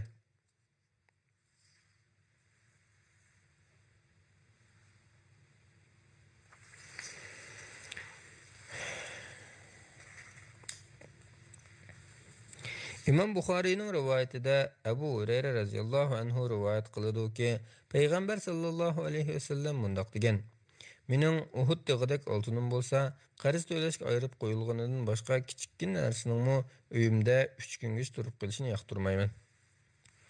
Tirmiziyning sahih rivoyatida Ka'b ibn Iyaz radhiyallohu anhu rivoyat qiladi-ki, u payg'ambar sallallohu alayhi vasallamning har bir ummatning fitnasi bo'ladi, ummatimning fitnasi mol dunyodir deganligini anglagan. Tirmiziyning sahih rivoyatida Abdullah ibn Mas'ud radhiyallohu anhudan rivoyat qilinadi-ki, payg'ambar sallallohu alayhi vasallam mundaq degan: "Bog'i bo'ston, uy aromlarga bek berilib ketmanglar. Mol dunyoga qiziqib qolasizlar."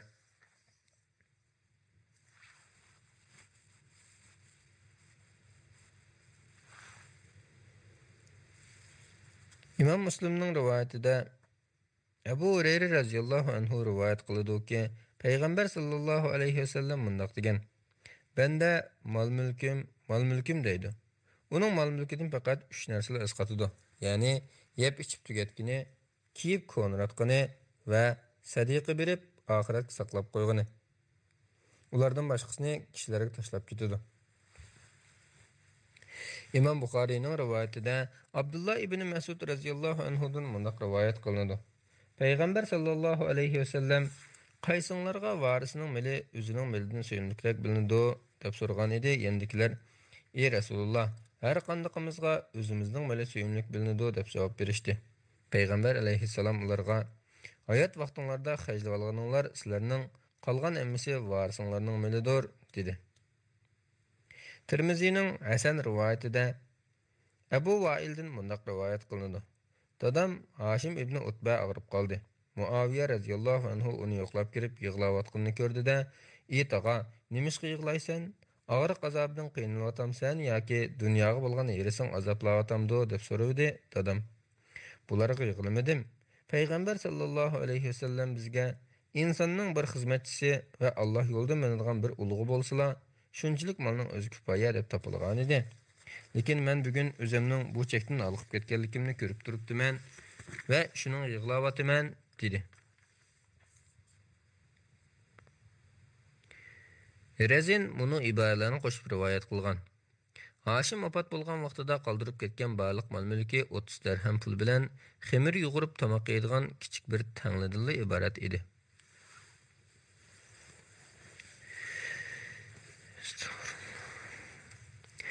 İmam Buxariyning rivoyatida Abu Said Xudri radhiyallohu anhudan mundaq rivoyat qilinadi.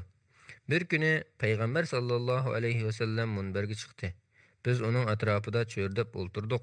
Payg'ambar alayhissalom "Men hammadan bak Alloh taolaning sizlarga fatihlar orqali ko'plab mol-dunyo ato qilib o'tishidan ansirayman" degan edi. Oradan bir aylan payg'ambar alayhissalomning so'zini bo'lib, "Ey Rasululloh, qo'limizga kelgan xayrlik narsa bizga yomonlik olib kelamdi" deb so'radi. Payg'ambar alayhissalom uning javob bermay jim turdi.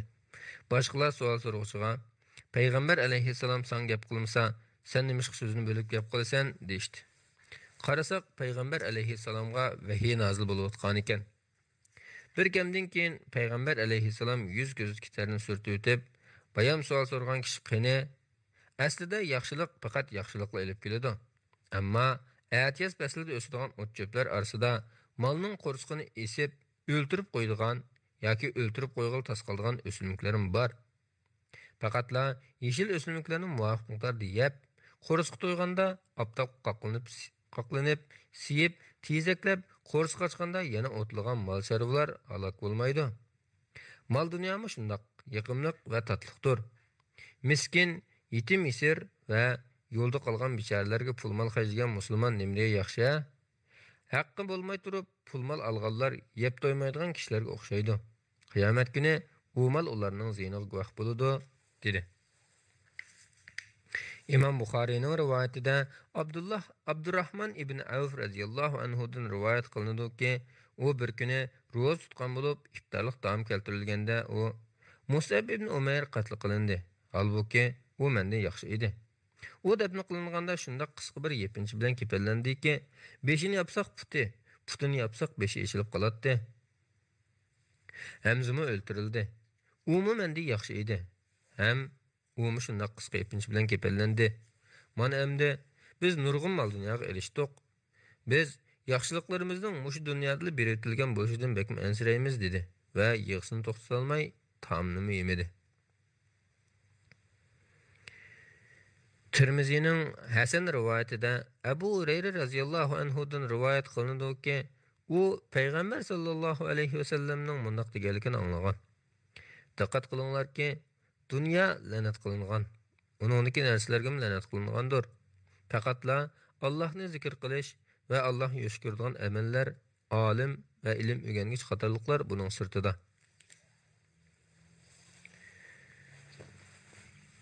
İmam Müslimning rivoyatida Abu Hurayra radhiyallohu anhudan rivoyat qilinadiki, payg'ambar sallallohu alayhi vasallam mundaq degan: "Dunyo mu'minning turmusi, kofirning jannatidir."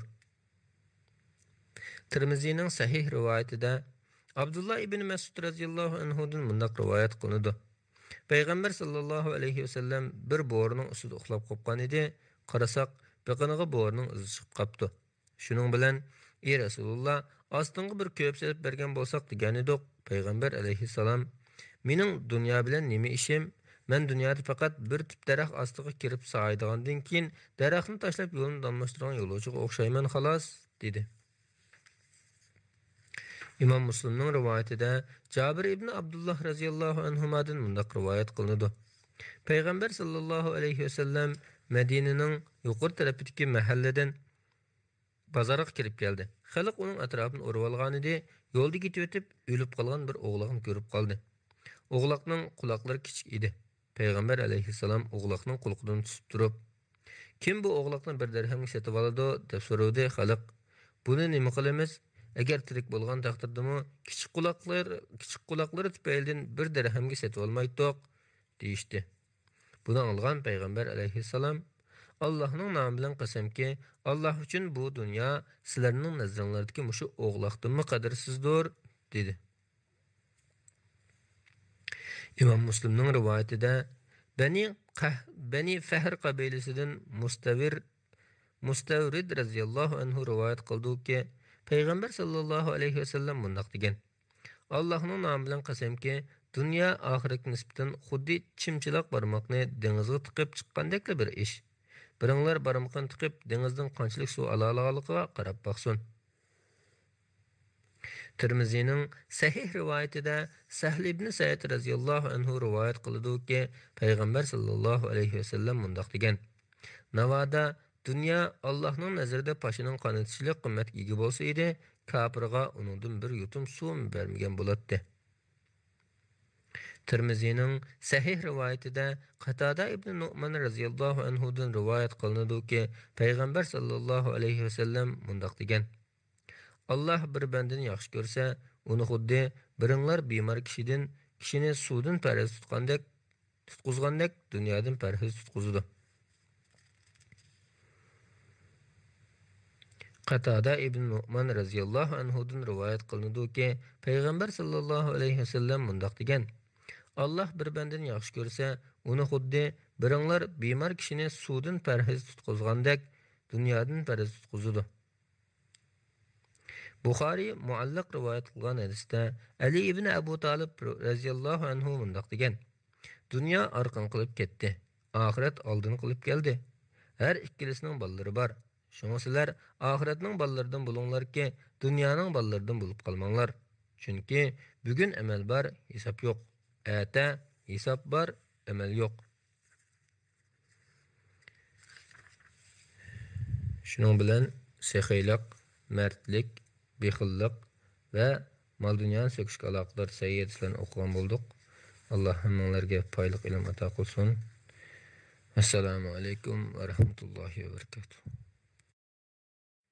Bismillah ve elhamdülillah ve salatu ve selamu ala Resulillah amma ba'd. Assalamu alaikum ve rahmetullahi ve berekatuhu. Ezqirnashlar anlavatqınınla Muhammed ibn Süleyman el-Maghribi'nin Cem'ul Fevaid min Camil Usul ve Mecmu'uz Zavaid namlı kitabının 7. tomu. Anlavatqınınla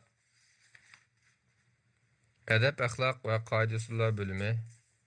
Bugün okuyduğunumuz gazap, gayvet, gep toşuş ve nakşa qatırlıqları alaqadar sahih hadisler. İmam Buxari'nin rivayetinde Ebu Hureyre radhiyallahu anhu rivayet kılıdı ki Peygamber aleyhisselam mundaq degan: Çelişqanda yengen noçu emas, açığı kelgende özünü besip olgan haqiqiy noçudur. Ebu Davud'ның sahih rivayetinde Ebu Zer radhiyallahu anhudan rivayet kılıdı ki Peygamber sallallahu aleyhi ve sellem mundaq degan: Biringlar öğür turgan alatda gazaplansa derhal olturib olsun. Gaz yansa yandı, yanmasa yetib olsun.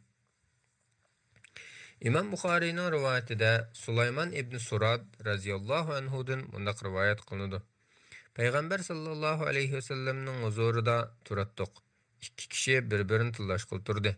Birisinin çırayı gazapdan qip-qizil bo'lib ketgan edi. Bunu görgen Peygamber sallallahu aleyhi ve sellem: "Men bir kelime bilemen. Agar o adam Allah'ın rahmetiga sığınıp qoğlandı şeytanның şerrinden panah tilayman. Yani Euzu billahi mineşşeytanirracim dese açık derhal besqidu dedi. Aradan bireylen açıqlanğan o adamның yanına berip Peygamber aleyhisselamның sözünü yetkizdi ve qoğlandı şeytanның şerrinden Allah'a sığınıp panah tilayman degan idi. O adam "Men kisel yak sarağımken men maň nereye?" dedi. İmam Buxari'nin yeni bir rivayetinde mundaq kelgen: Kişiler berip pelq adamga Peygamber aleyhisselamның sözünü anlamadыңmı degan idi. O "Men saraň bolmasam" dedi.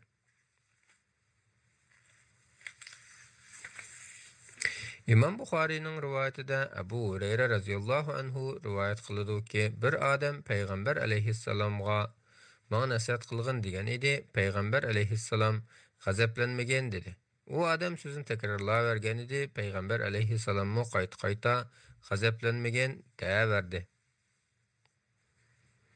Tirmiziyning rivoyatida Muaz ibn Anas Juhani radhiyallohu anhudan rivoyat qilinadi-ki, payg'ambar sallallohu alayhi vasallam mundaq degan: Kimki qarshi tarafga kuch yetib turib achchig'iga g'oy bera olsa, Alloh taolo uni butun xaloyiq oldida chaqirib, uningga o'zi xohlagan o'rparini tanlab olish ixtiyorligini beradi. Imom Muslimning rivoyatida Abu Said Xudri radhiyallohu anhudan mundaq rivoyat qilinadi. Bir kuni payg'ambar sallallohu alayhi vasallam bizga asr namozini o'qib bergandan keyin vaz aytib, qiyomatgacha bo'ladigan ishlarning birini qo'ymay so'zlab berdi. Uni as tutib olganlar tutib oldi, unutib qolganlar unutib qoldi. Payg'ambar alayhissalom degan so'zlar ichida munolar bor edi. Bu dunyo tatliq ham yoqimliq. Alloh sizlarni dunyoga azbasar qilib, sizlarni qanday qildiganliklarini qarmoqchi. Diqqat qilinglar. Dunyoga va ayollarga berilib ketishdan saqlaninglar. Haqni bilgan kishi kishilarning aybidan tortinib, haqni demay qolmasin. Bu yer kelganda Abu Said Xudri yig'ilgan holda mundaq dedi: Allohning nomi bilan qasamki, payg'ambar alayhissalom aytgandek, ba'zi ishlarni ko'rsakmi, qo'rqib, haq so'zni qilamidik. Ondan payg'ambar alayhissalomning so'zini rivoyat qilib mundaq dedi: Agah bo'linglarki, har bir xiyonatkorga qiyomat kuni xiyonatiga loyiq bir bayroq tiklanadi. Avom xalq o'ziga imom qilib olgan kishining xiyonatidanmi og'ir xiyonat bo'lmaydi. Uning bayrog'i kassiga tiklanadi. Payg'ambar alayhissalomning so'zlaridan munolarmi esimizda saqlanmoqda. Agah bo'linglarki, odam bolalari bir necha marta yaratilgan. Ba'zilari mo'min tug'ilib, mo'min piti yashaydi va mo'min piti qabzroq bo'ladi. Ba'zilari kafir tug'ilib, kafir piti yashaydi va kafir piti o'ladi.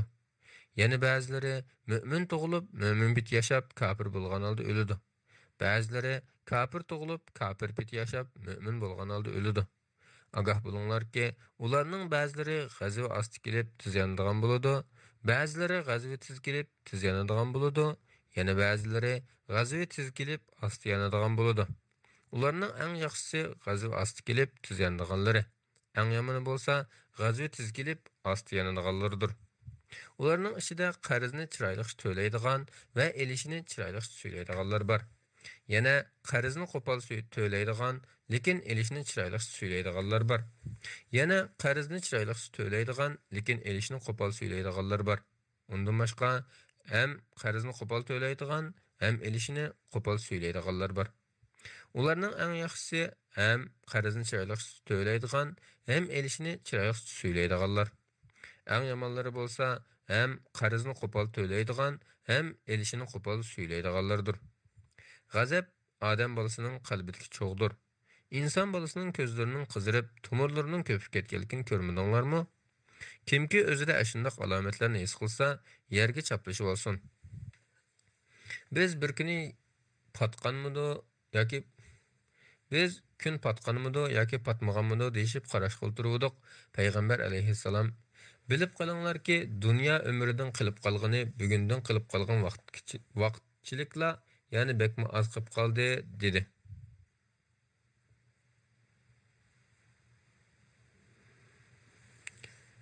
İmam Müslimning rivoyatida Abdullah ibn Mas'ud radhiyallohu anhudan mundaq rivoyat qilinadi. Payg'ambar sallallohu alayhi vasallam sizlar qanday kishini raqib deb qaraysizlar deb so'radi. Biz farzandi turmaydigan kishini raqib deymiz desak, payg'ambar alayhissalom undaq emas. Raqib degan birmi bolasini o'zidan burun yerlikka qo'yib boqmagan kishi raqib bo'ladi dedi.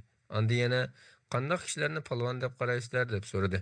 Biz chilishda yengilmaydigan odamni polvon deymiz desak, payg'ambar alayhissalom yana undaq emas, polvon degan achchiqqa g'oyib beradigan kishidir dedi.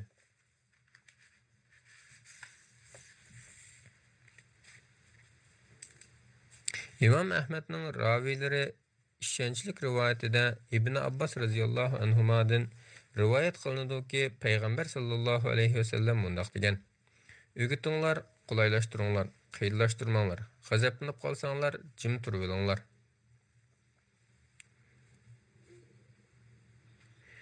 İmam Ahmad ve Tabrani'nin raviyler ishonchli rivoyatida Urva ibn Muhammad dadis orqali bo'sidan rivoyat qiladi-ki, payg'ambar sallallohu alayhi vasallam bundoq degan: Podshoh darg'azab kelib qolsa, shayton uningga hukmronlik qiladi.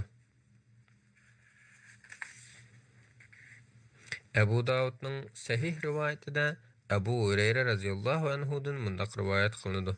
Payg'ambar sallallohu alayhi vasallamdan: "Ey Rasululloh, g'ayvat degan nima?" deb so'ralgan edi. Payg'ambar alayhissalom: "Qarindishingning yomon gapini qilsang, g'ayvat qilgan bo'lasan" dedi.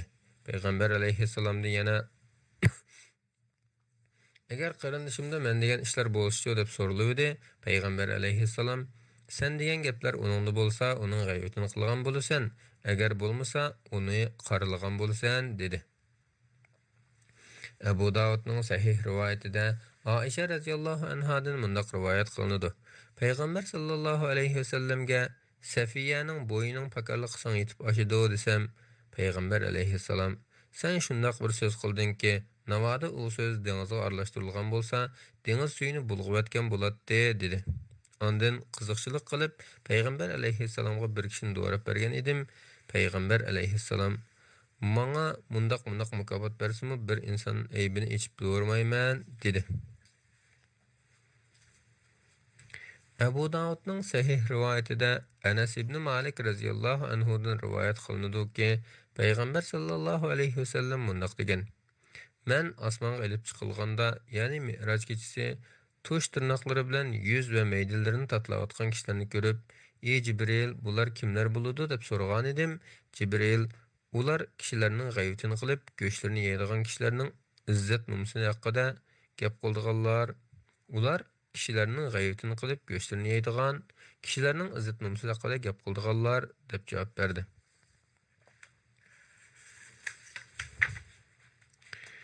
Abu Davudning sahih rivoyatida Mustavrid radhiyallohu anhudan rivoyat qilinadi-ki, Payg'ambar sallallohu alayhi vasallam bundoq degan: "Qandoq bir kishi bir musulmonning g'ayvatini qilish badaliga bir luqma taom yesa, Alloh uningga jahannamda o't va azobdan shuningga o'xshash tomoq yegizadi. Qandoq bir kishi bir musulmonning g'ayvatini qilish badaliga bir qur kiyim kiysa, Alloh uningga jahannamda o't va azobdan shuningga o'xshash kiyim kiygizadi. Qandoq bir kishi yaxshilik bo'lib va riyoxo'rlik qilib bir musulmonga ziyon solsa, Alloh taolo qiyomat kuni uni riyoxo'rlik qatorida turg'izib qo'ydi." Abu Davudning sahih rivoyatida Said ibn Zayd radhiyallohu anhudan rivoyat qilinadi-ki, Payg'ambar sallallohu alayhi vasallam bundoq degan: "Jazonining eng yomoni bir musulmonning izzat nomusiga nohaqlik tekkizishdir." Abu Davudning Hasan rivoyatida Muaz ibn Anas al-Juhani radhiyallohu anhu rivoyat qiladi-ki, Payg'ambar sallallohu alayhi vasallam bundoq degan: "Kimki bir mu'minni munofiqdan qo'dab qolsa, Alloh taolo qiyomat kuni uning go'shini do'zax o'tidan qo'daydigan bir farishta vatidi. Kimki bir musulmonni kamsitish uchun bir so'z to'qisa, Alloh uni toki gunohidan poklang'icha jahannamning ko'rkiga qamab qo'ydi." Imom Buxoriyning rivoyatida Hammomdan mundaq rivoyat qilinadi: "Biz Uzayfa radhiyallohu anhu bilan birga edik. Uningga bir kishi osmonga gap tashiydigan deyiladi. Uzayfa radhiyallohu anhu mundaq dedi: "Men payg'ambar sallallohu alayhi vasallamning suxanchi jannatga kirmaydi deganini anglagan edim."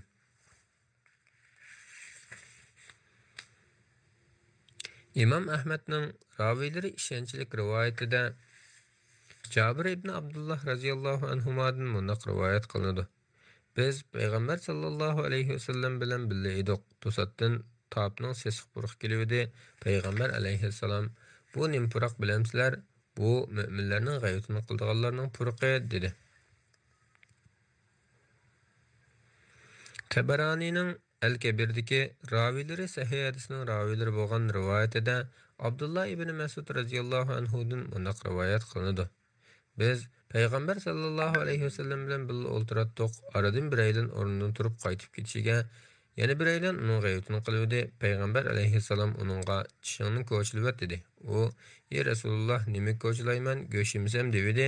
Payg'ambar alayhissalom: 'Sen qarindishingning go'shtini yeding' dedi. İmam Buxariyning rivoyatida Aisha radhiyallohu anhadan mundaq rivoyat qilinadi.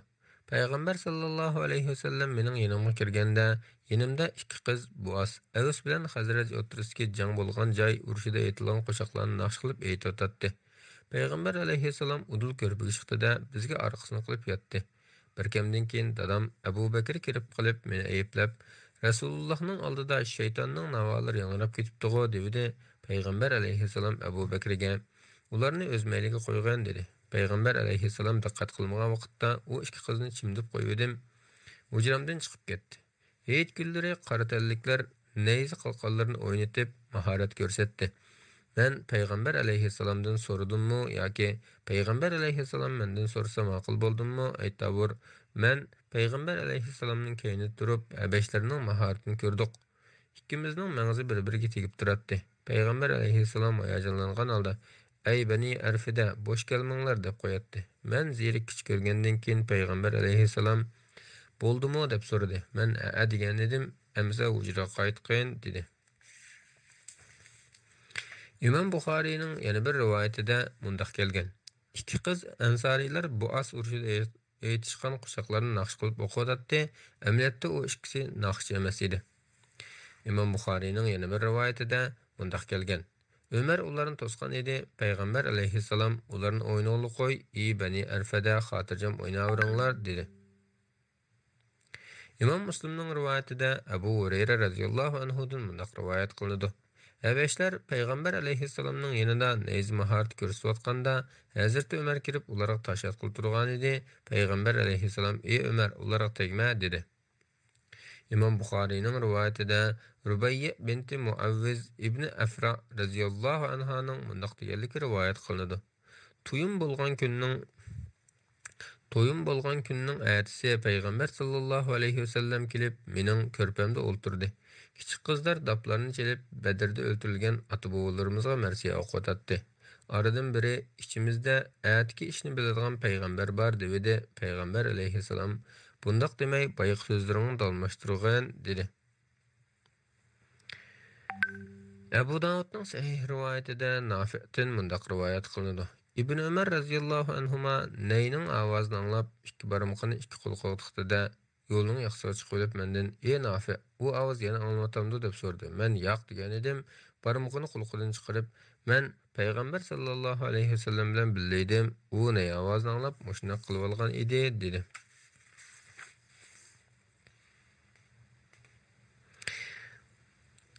İmam Ahmad ve Tabaranining ravileri sahih hadisning ravileri bo'lgan rivoyatida Saib ibn Yazid radhiyallohu anhudan mundaq rivoyat qilinadi.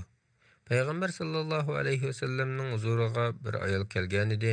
Payg'ambar alayhissalom Aisha radhiyallohu anhadan "Bu ayolni tanimsan" deb so'radi. Hazrat Aisha "Tanimayman" deb javob berdi. Payg'ambar alayhissalom "Bu palani qabilaning naqshchisi bo'ladi, sana naqsh etib bersinmi" degan edi. Hazrat Aisha "Ma'qul" dedi. Ondan o ayolga çalgılı berilgan edi, uni chelib naqsh etib berdi. Shuning bilan Payg'ambar alayhissalom "Bu ayolning burun to'shiklariga shayton puylab qo'ydi" dedi.